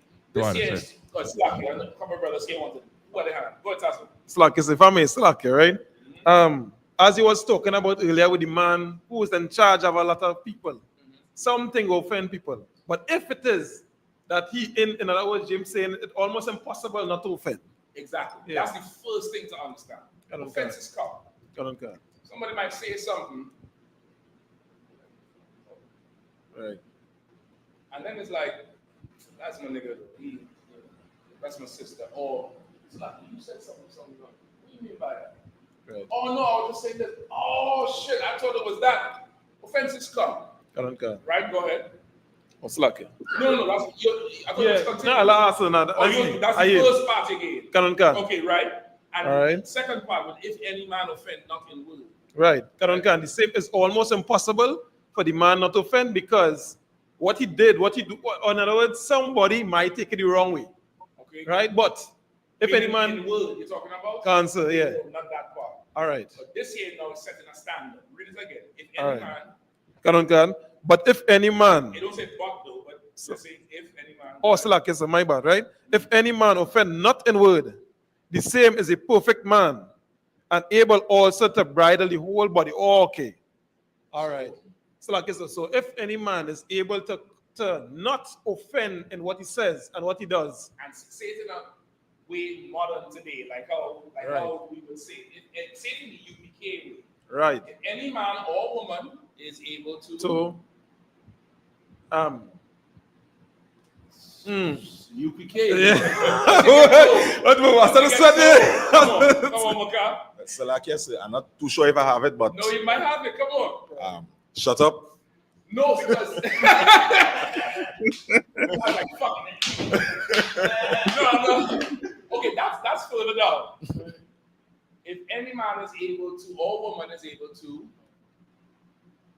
watch your mouth. If you're able to watch your mouth, I remember hearing that for the first time. I really remember it. I ain't shitting it. My parents told me that for the first time. I thought, how am I going to watch my mouth? And I went to the mirror. I remember it, brother. I'm not lying to you. It's like, watch your mouth. You're too fresh. And I'm going in the mirror, and I'm like, what the fuck? In my head, I'm like, what is wrong? You kids don't understand it. Watch your mouth. If any man or woman is able to watch your mouth, if you're here in class today, if any man or woman is able to do what before they speak? Decide. If you are able to decide what you are going to say, you probably will not offend anyone because you're being careful. So, how to say this? Oh, give a response. In the Apocrypha, I tell you, use not many words when you're in the company of better men. That's because you might offend somebody. Just talking. Simple. Some. Kalawonka. La asu. Did you want? Okay, come. Lord of peace. You want to do the whole time? Let them do talking. Whatever he had to say, surely could benefit my life. What am I saying to him that could benefit him? Shit. He told me who the hell I was. Who the fuck am I? Which brings me back to that fool with the damn bulletproof vest on a video. What are you talking about? What you talking about? You didn't know precepts before. You didn't know nothing. Watch your mouth. Just think about what you say. If you can't watch your mouth, this is where it really comes down to. You know yourself. If you know I have a habit of saying dumb shit, I have a habit of offending people, you should shut him up. You'll know they say it's better to be taught wise than to speak and remove all doubt. You'll know what that means. It's better people think, oh, that brother there, he quiet, he don't say much, but he listening. You might be thinking about sand. You might be thinking about how the sand on the beach feels between your toes, but you sitting there and you're quiet. It's better somebody thinks you're intelligent than you open your mouth and you remove all the doubt, and now we know you're a fool. You get the point? Sometimes that's a class. That's a gotta meet you. It's a lie. I'm joking. Point. But that will help you exercise your demon. It will. It will help you exercise your demon. It helps with children. Sometimes children talking. Shut up. Stay quiet. Slide all the way down in the chair. And don't say nothing. Let them do it. But if they talk, if they say a word, judgment had to come. Now you ain't had to beat them. We had to make it. Didn't I tell you quiet? Let them work it out. Let them do all this. That demon want them to talk out. And they're fighting him. Go ahead, fight. Lay down on the ground, do all kick up, kick up and do all that. Just don't say nothing. They'll get better. Soon, when you say, hey, 1 second on the phone, something. There's something you tell them, hey, on the phone, and they talk louder. That person grows up into adult who offends people. You get the point? That person doesn't.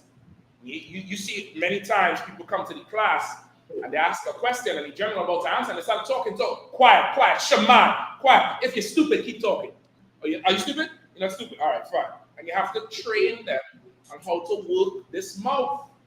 You have to train them, and it's no shame. We don't understand it. Listening to the radio, brother, some of them people who singing songs need to shut up. Just let the beat play. Just let the beat play, brother. God damn, nigga. Just let the beat. Damn. You need to know what to say. Let's keep going. Last part of verse 2. The same is a perfect man, and able also to bridle the whole body. And you able also to bridle the whole body. Because now you controlling what you say. You're able to now control more than just what you say. Because why? Just the example I gave. You tell a child, stay quiet. They start to walk around. They start to do all kind of stuff. They can't control their body now, but they have to control their mouth. But if they could just control their mouth, they could control their body. That's just simple. Keep going. Let's see how much more time we have. You right there? Go ahead. I'll give you 5 minutes, and that's it. The book of James, chapter 3 and verse 3. Behold, we put bits in horses' mouths, and they obey us, and we turn about their whole body. Verse 4. Behold, also the ships, which though they be so great, and are driven of fierce winds, yet are they turned about with a very small helm, whithersoever the governor listeth. You understand? A bit is small like a pen, maybe like a big pen. You put that in the horse's mouth, and the horse bites down on that. And you put 2 strings on either side of that small little reed, and you could control that whole horse from the mouth. You pull the mouth to the right, the horse is going to go to the right. You pull the mouth to the left, the horse is going to go left. You draw the whole chin in, he's going to stop. You could control the whole horse from the mouth. In the same way you control your mouth, you might have that. Now it could help you with that weed problem. Now it could help you with that adultery problem. Now it could help you with whatever else is going on with you, because you have discipline now. You're making a decision. I will not speak.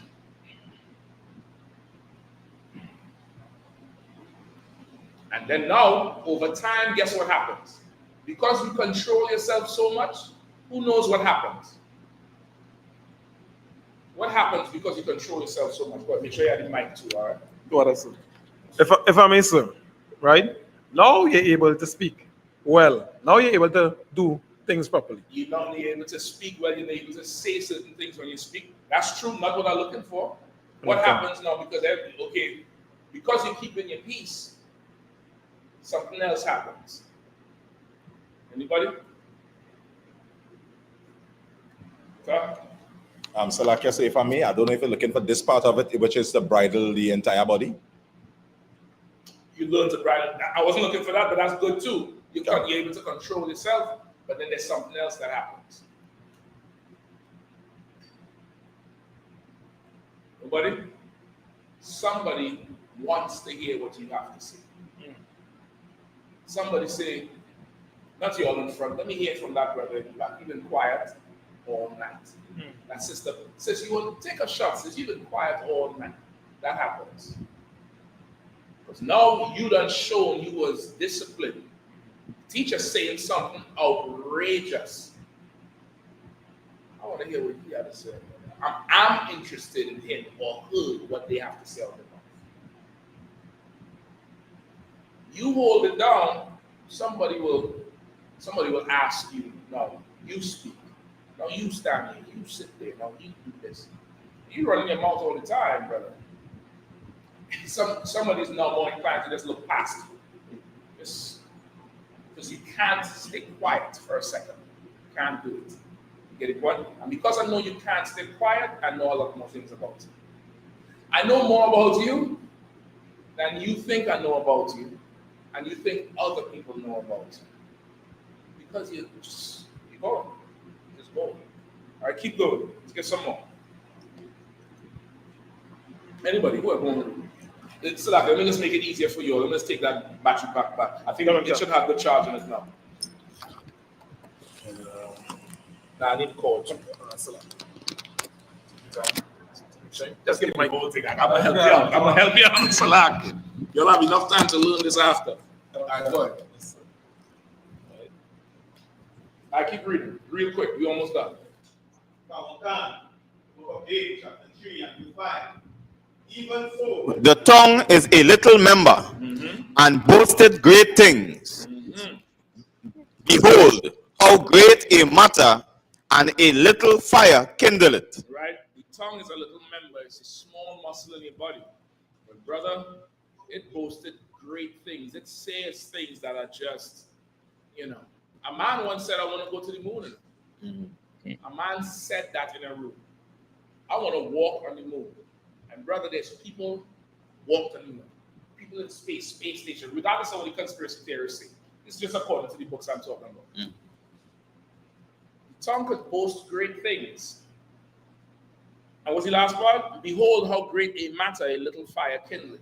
A small fire could start and just destroy everything. And that's your mouth. What you say out your mouth could start, ridiculous nonsense.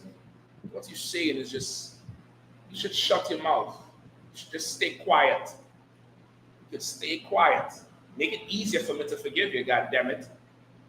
I forgive you for the thing you said 5 minutes ago, but now it's a new offense now. You're trying with patience. Help me, help me. Keep going. Kawankan 6.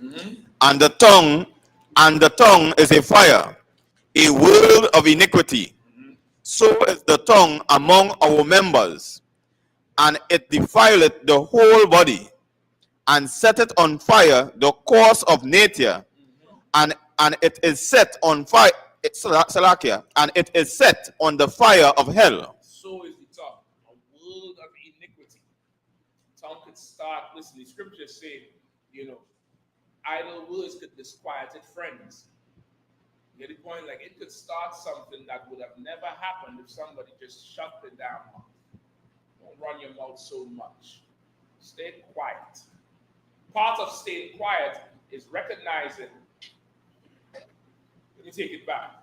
The UPK has when I say take it back, let me backtrack a little bit, then come forward. The UPK has a militant structure that comes from the Bible. And it's older brother, younger brother. And it's like that for a reason. Because the older brother, or the senior brother, or the brother who outranks whoever, is better than the younger brother. And because he's better, the younger brother should watch what he says. Watch how he acts. Be careful how he treats him, because this man is better than him. That's how you should be. If you run in your mouth and over talking, you don't think this man is better than you. You think you're better than him, and he needs to hear what you have to say. And you might find out the hard way who and what you really are. You should just remember the structure and the brotherhood. There's a man who is better, and there's a man who is lesser. I know when I'm lesser, and I know when I'm better. And I made that decision to know that. I made that decision. This is what I have to deal with. This is how we operate. You should do the same thing. Sisters, that husband, he's better than you. He's better. Roll with him. Now I'm speaking in a general sense. And then just across the board, rule of thumb, you mash the brakes, brake light, come on. Now that I look in every case? Hell no. Sometimes you mash the brakes, the car don't even stop. This is isolated cases. I'm just speaking in general. You have to understand that kids know their parents better than them. But everybody could accept that part. Kids should watch how they talk to their parents. Why? Because their parents go slave every day to some job they don't like in the sun with some heathen talking shit so they can get a doll or some G.I. Joe or some game or some shoe. The child should know that parents was better than them. Everybody know old school. Shit, if you had to do the stuff the old school was doing, you wasn't going to do it. And vice versa. The old school, if they had to do what you was doing, they probably wouldn't do it. That's in the Apocrypha. Conditions is for each generation. The generation that went through slavery probably couldn't survive the crack epidemic. You get the point? That's in the Bible too. You got to understand who you are and who you're in the presence of, and yield.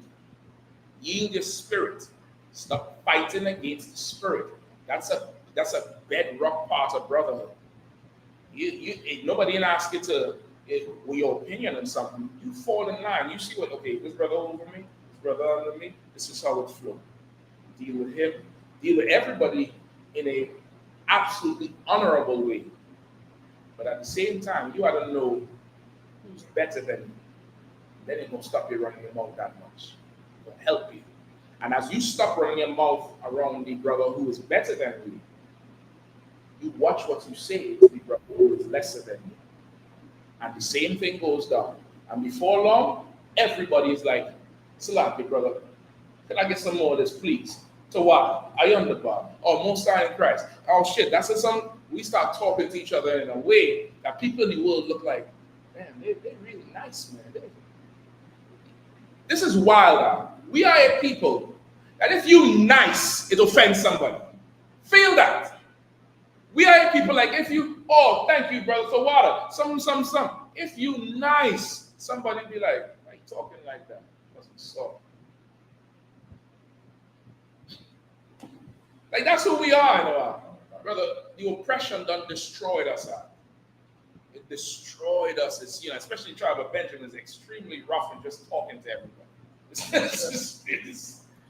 Damn, we going to order food the other day.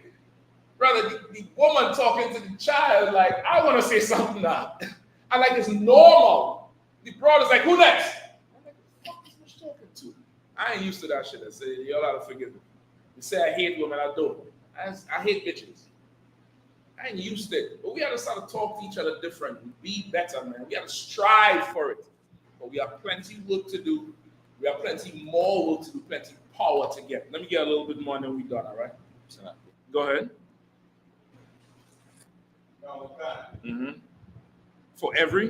The book of James, chapter 3 and 7. For every kind of beast and of birds and of serpents, and of things in the sea, is tamed, and hath been tamed of mankind. Right? All the whales, all the dolphins, all of them know man and has been tamed by man, has experienced the power of man. Go ahead. Kawankan. Verse 8. But the tongue can no man tame.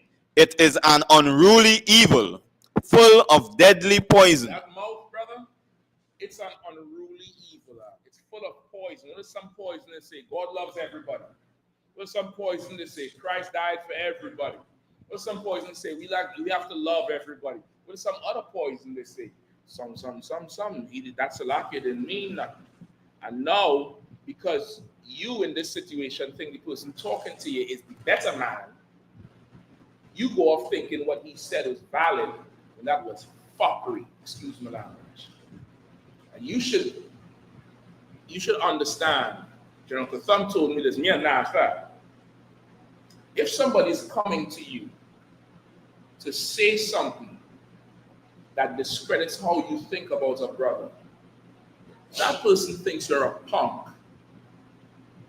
Why they don't go to the brother if that's how they think? Mm-hmm. But they come to you because they think you will hear them out on their bullshit. This is how this happens. Somebody comes to you, starts saying something. Why didn't you go to so-and-so? You didn't go to him? So why are you telling me? Oh, we might have a counsel for what you just said. Whether the counsel happens or not, that's the last you're going to hear from that person about anything. You understand? And that's fighting for the brotherhood. And you're going to have to make that decision to fight for the brotherhood. Because when we at camp and the Palestinians surround us, brother, I told you that UK camp, brother, I wish you all could felt what I felt, brother. Them brothers moved like a unit and obeyed orders and came right back on post. And I was ready to kill everybody out there. I probably will get a call after the class for that. But after that, I was like, oh yeah, it's on and popping now. These brothers is one. We is one. Listen, we went back to the school and we eat it. And Dumgabar said, Akim.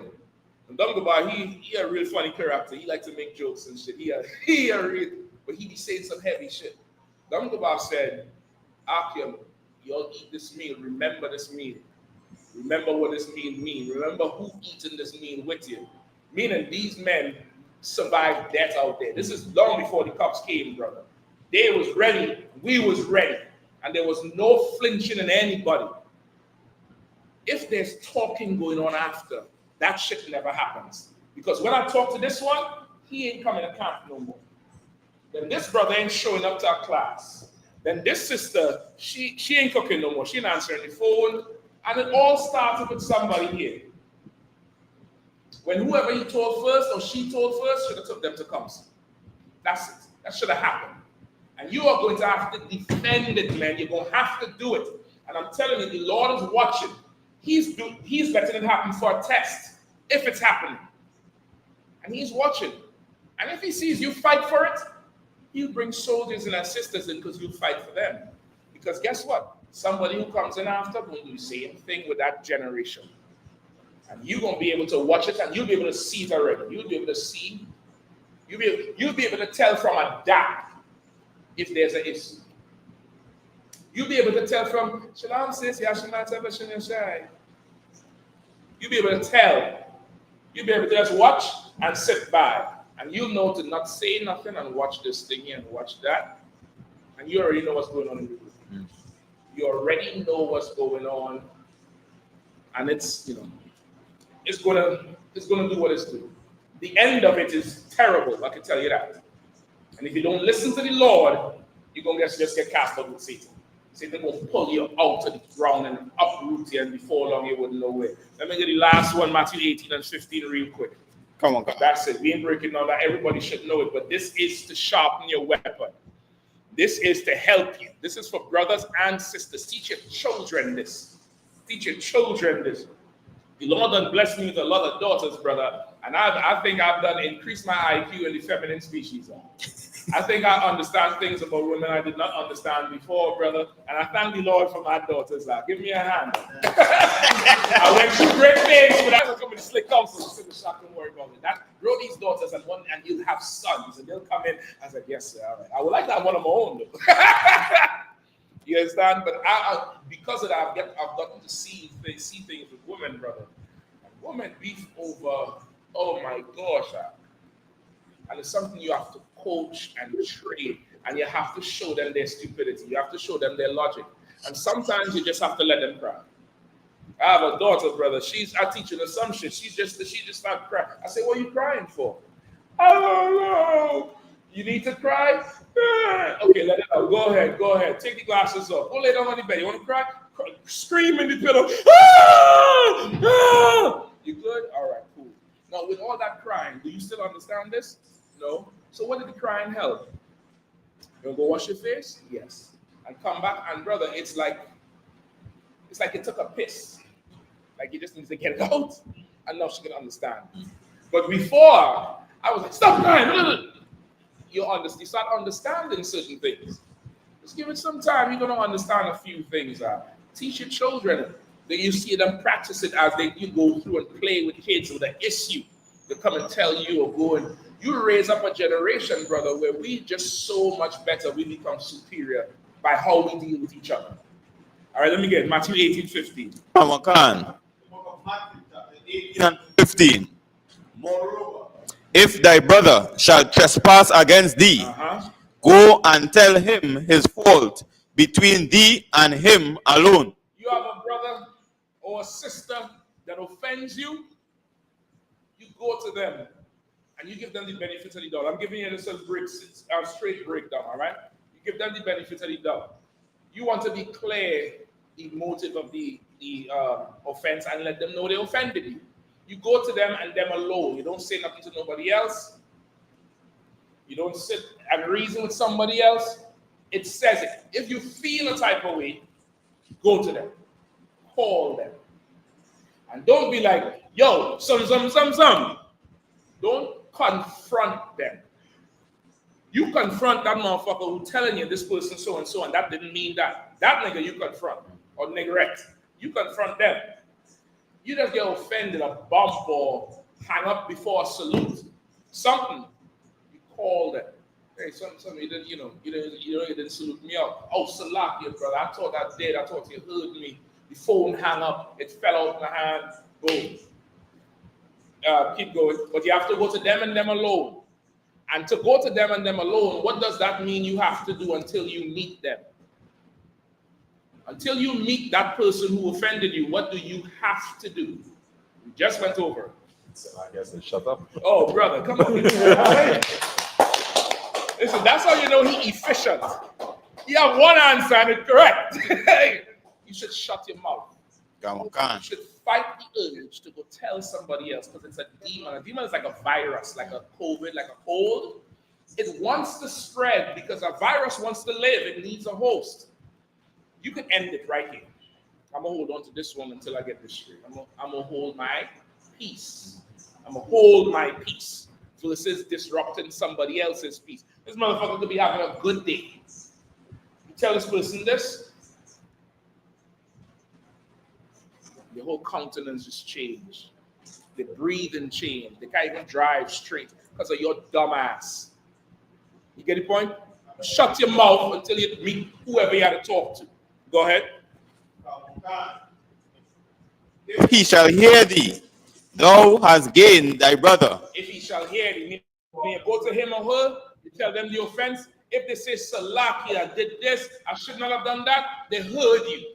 They accepted the wrong. Now you gain them versus losing them. Now you gain them without it being an issue or a problem. Not trying to make an excuse, and this is why I did this, and that was false. Salakia, brother. I'm trying to gain your brother or your sister. Phone's on mute. Mic's on mute. Mic's on mute. Don't worry, I could mute it. Don't worry about it. Go ahead. Come on, verse 16. But if he will not hear thee, then take him. Then take with thee 1 or 2 more, that in the mouth of 2 or 3 witnesses, every word may be established. Now you call a council if they don't hear. Anything other than my fault, I'm Salah. You know, you come to somebody, something. I did what? You sure? Oh shit, my fault, brother. I didn't understand. I did Salah. That was my bad. It ends. But other than that, well, why I do this was, remember you do that, so that make me do this now.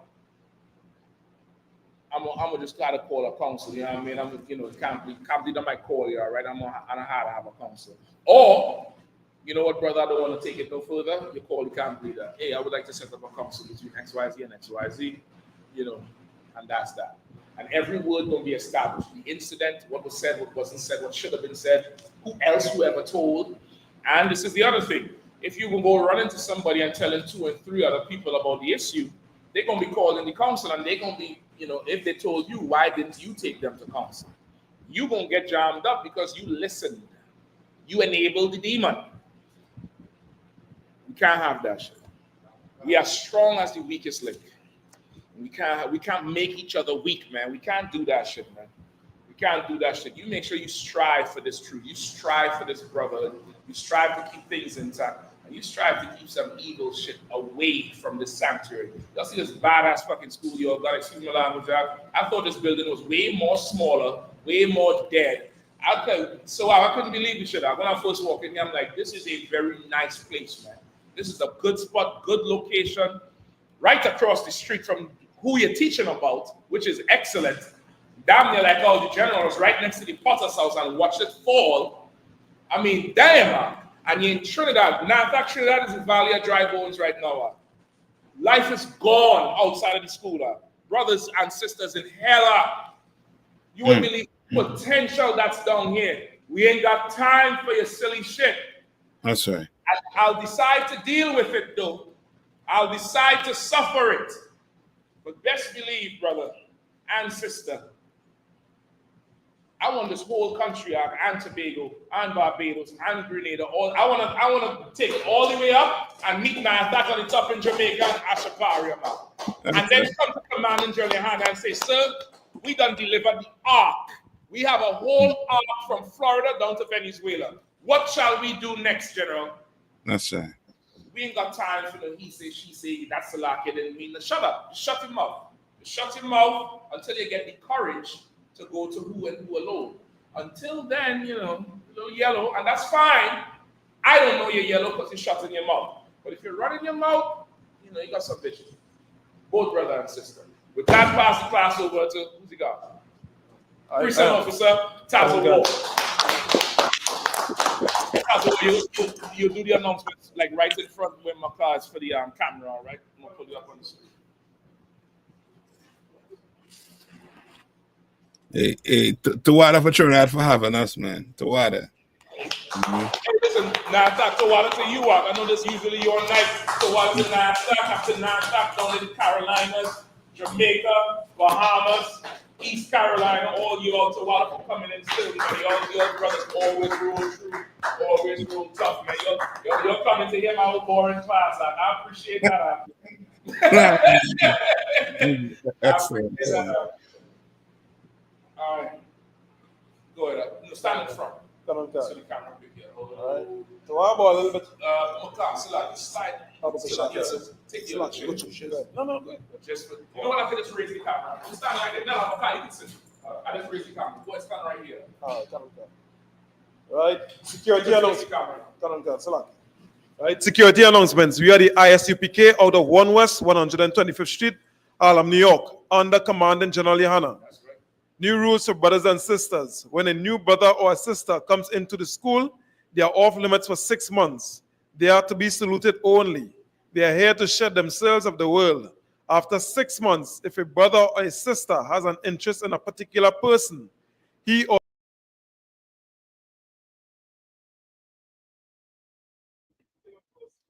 Happy volume going. I am the boss, sir.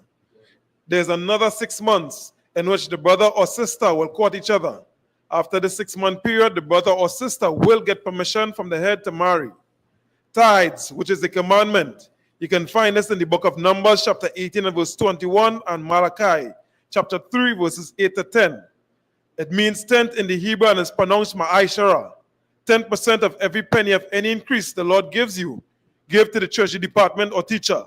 Priest fund, free will offering for priests, not mandatory. Whatsoever amount you would like to give, be taken.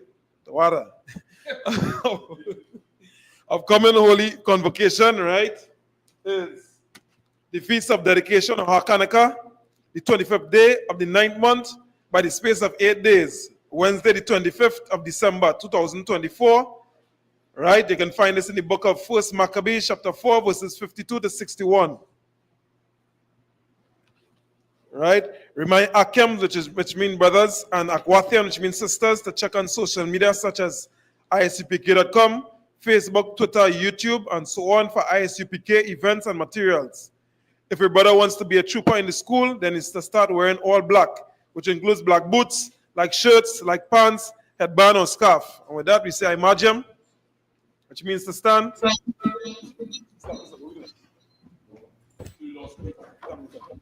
All right. Lapanya Kodam, which means to turn and face the east, or face the east, Lakia. The Lord's Prayer in the Hebrew first. Abanawa. Abanawa. Shabashamayim. Shabashamayim. Kedash. Ayah. Shamka. Yahweh. Malakwaka. Tabaha. Matazaka. Ayah. Aisha. Ma'arataza. Kawa. Ayah. Bashamayim. Kananawa. Nakam. Kahal. Kawam. Wasalak Noah. What Noah? Wasalak Noah. What in Noah? Walaha. Tabai Noah. Wala Saiwan. Abal. Washai Noah. Mayan. Rai. Ayah. Laka. Amalakwat. Wahala. Mataparat. Iwalamiam. Aman. In the English, Our Father, which art in heaven, hallowed be thy name. Thy kingdom come, thy will be done. In earth, as it is in heaven. Give us this day our daily bread, and forgive us our debts, as we forgive our debtors. And lead us not into temptation, but deliver us from evil. For thine is the kingdom, and the power, and the glory, forever. So be it. All right. So, which means when the vision, you're going to give the sisters a chance. Sisters, the champion sisters. All right. All right. Start. When the vision, you're going to give the teacher 156 note. When the vision, the march of Shabbat. I march him. All right.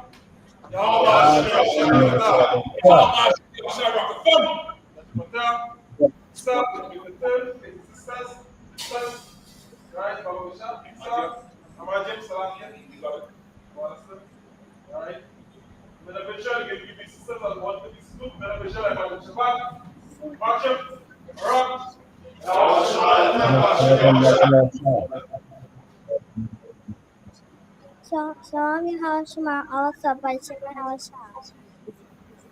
Oh shit. Two stepfathers. I know they got two fathers. I love it. Go ahead.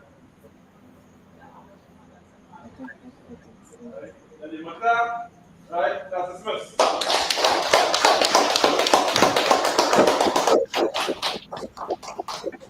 See Tobago again after coming over. Hey, listen, brothers and sisters, man. If you like what you hear, hit the subscribe button, man. Subscribe to this channel. And also, please, go to ISUPK.com and pay your tithe. Drop me some cash so we can move around this planet like we need to, man, and do the things we need to do. They're one west. They're one west. They're one west. They're